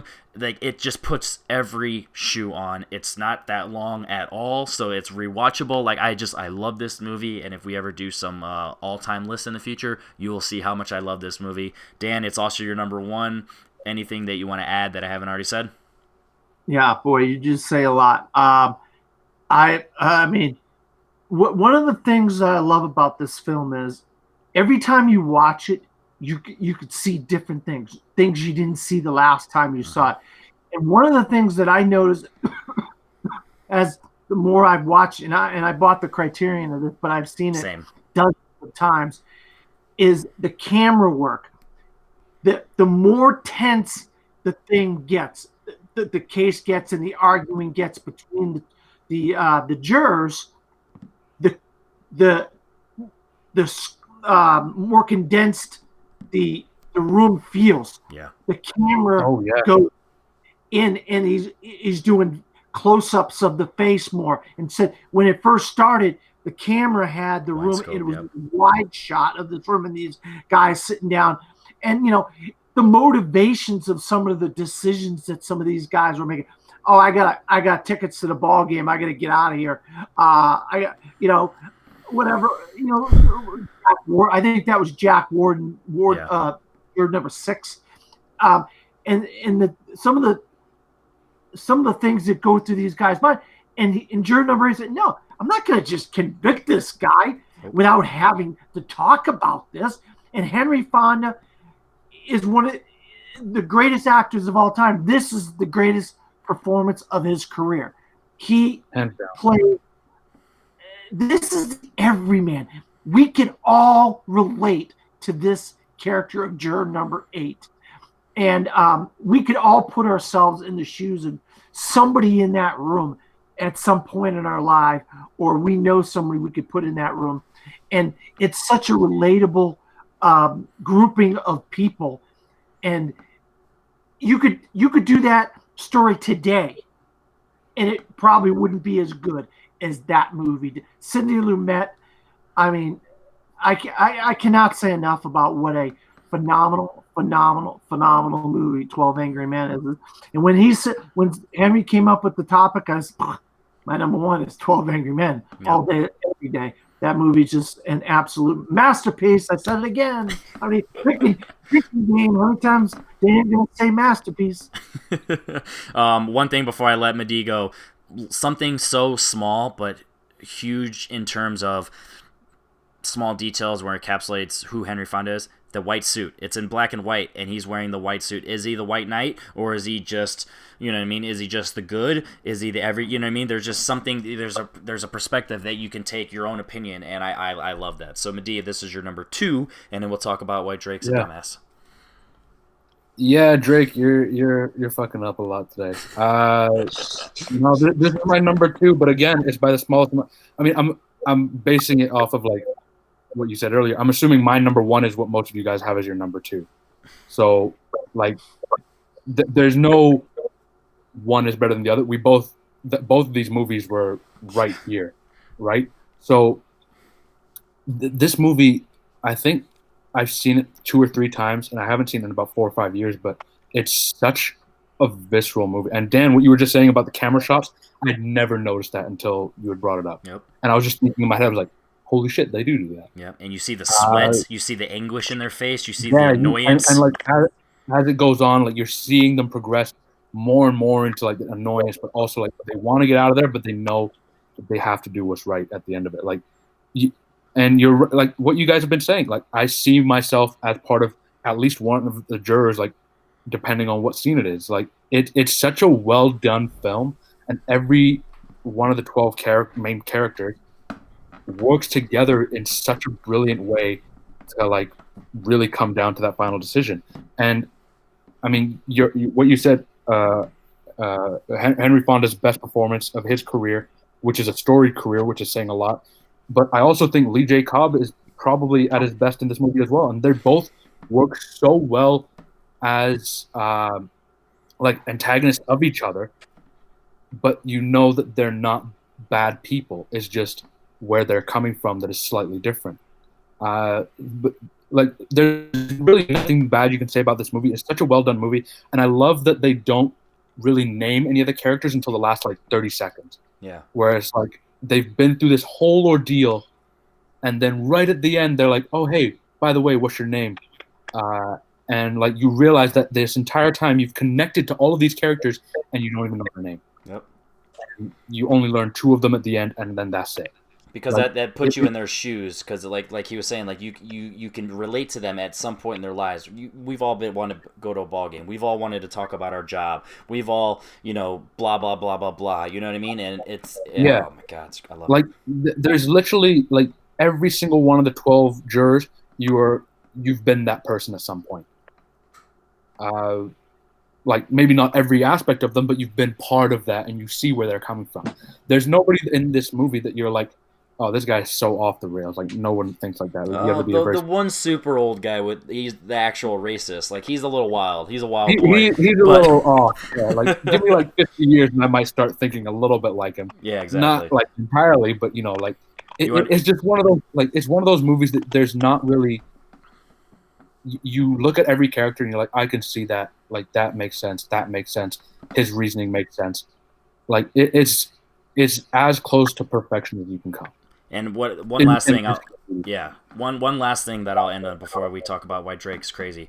I love that, and even all the people that are bashing him for being one of them, and obviously he did it, they're always bringing up facts within the case. They're like, listen to the facts, listen to what the juror said, listen to the witnesses. Like, they're not just saying, hey, just based on his color he did it. They're like, based on his color he probably did it, but also here's the parts of the story to back up my reasoning. You know what I mean? So it's like, other than the one guy who's racist, which obviously in a story like this you have to have one evil guy, you know what I mean?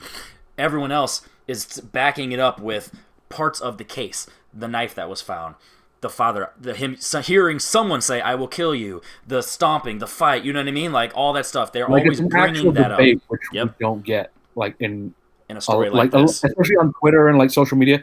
A lot of it is just like, oh, that's just my opinion. Yep. Like, who gives a shit? Bring in facts, and we can have an actual debate, and that's what this movie is. So you have even the guy with the son or the actual races, they're still bringing up parts of the case, and that's what I love about it, because, like I said, it's not black and white, metaphorically speaking.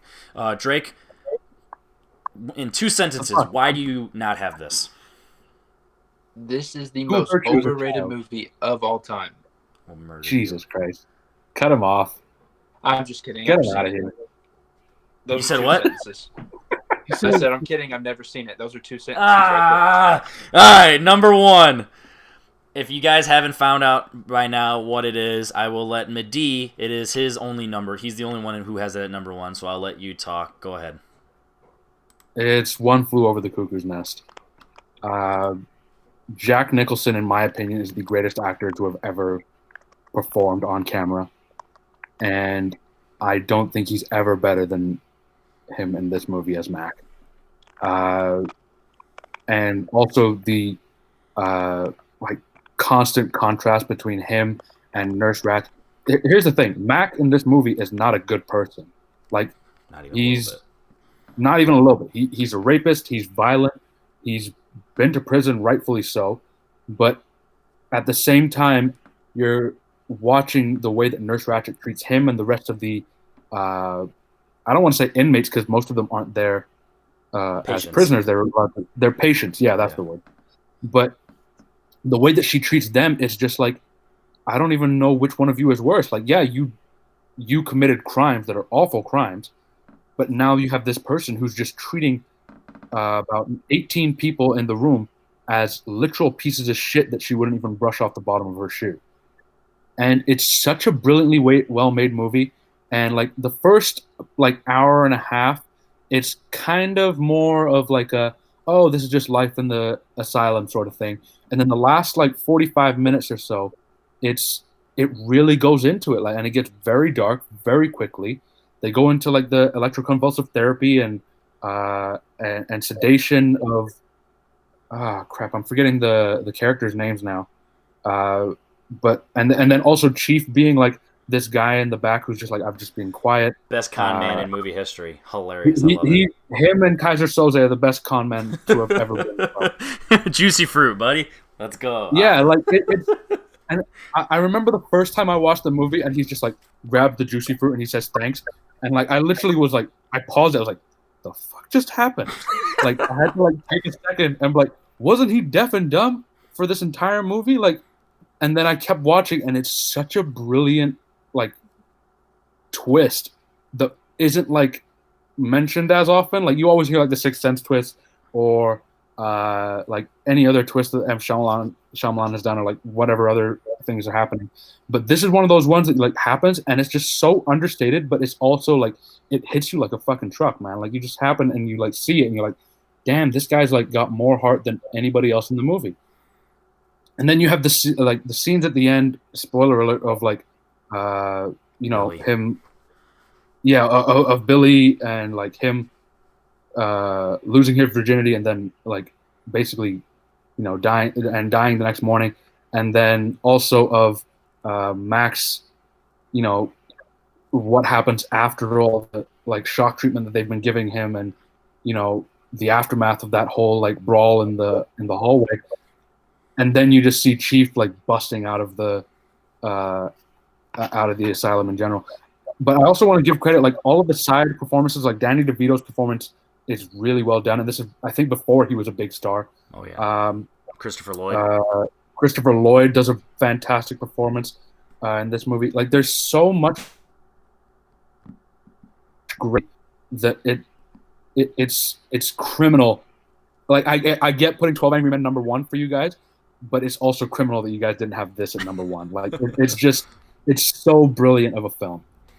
Yeah. So, One Flew Over Cuckoo's Nest. This was a movie that I've loved, and I take most pride when I show movies like this and Shawshank to people, where it's like, oh yeah, of course we're supposed to love it, and then people who aren't movie people, or people who maybe are movie people, but they just think of these movies as like overrated, and they see it like, oh nope, shit, that's exactly how it's, this won the Big Five for a reason. Like I said, I teased that earlier with it happened one night. The story, Milos Forman's direction, the editing, the pacing, how it's able to handle the comedy within the dark stuff that actually goes on. Like you said, R.P. McMurphy, he's a terrible person, but similar to what I was kind of saying about in Three Billboards, it's like people can be redeemed, you know what I mean? Like, he's actually truly trying to do what's best for these people, because he's like, hey, I may do bad shit, but I'm not a bad person. Nurse Ratchet's a bad person. Like, she's treating them wrong. You know what I mean? The voting scene where he's like, he's like, oh, she's like, it's first not even, one or the second one? The second one, after she actually gets the votes, and she's like, what about all them? And he's like, are you fucking kidding me? Like, they can't even comprehend what the vote is, let alone watching the game. You know what I mean? And then he goes around, and then he's like, Star Spangled Banner, oh, say, can you? And he's like trying to hype him up, and it's funny, but it's also depressing, because she's like, votes done, votes closed, try again tomorrow. She's pretty much like, I got your number, bitch. You know what I mean? It's a chess match the entire time. And the actual baseball scene where they're watching the game and they're faking it, like, that's just so much fun, because it's just your imagination. It brings who you are at the core, you know what I mean? Whether it's a kid, whether it's you know what I mean? I love it. Jack Nicholson, he's one of my favorite actors of all time as well, and this is definitely, it's a very understated performance, because it's not over the top. If you think about like The Shining, or if you think about like The Departed, where he's evil, you know what I mean? Stuff like that, where people there's like stuff that he does that's kind of like a little bit over what you want, but then in this one, it's I mean, he is R.P. Exactly. McMurphy. You know what I mean? He is But the character. It's flawless. It's absolutely flawless. And I love it so much. So Dan, what's your thoughts on One Flew Over the Cuckoo's Nest? You also added it too. Yeah, I mean, I saw this when I was a little kid, just like I did 12 Angry Men, and it just resonated with me. Yeah, I seen a lot of classics when I was. I'm just saying, you watched this as a child? Yeah, I was about 6 or 7 years old. He was like, I'm as tall as Martini. I'll watch this. I saw every. I had a local TV station that had played all these 70s classics because it was 80, 81 by the time I could consciously see movies and get something out of them. And I was like absorbing all these movies at a young age. And it's just such a wild, crazy movie. And such a wild, just what you would imagine from a loony bin.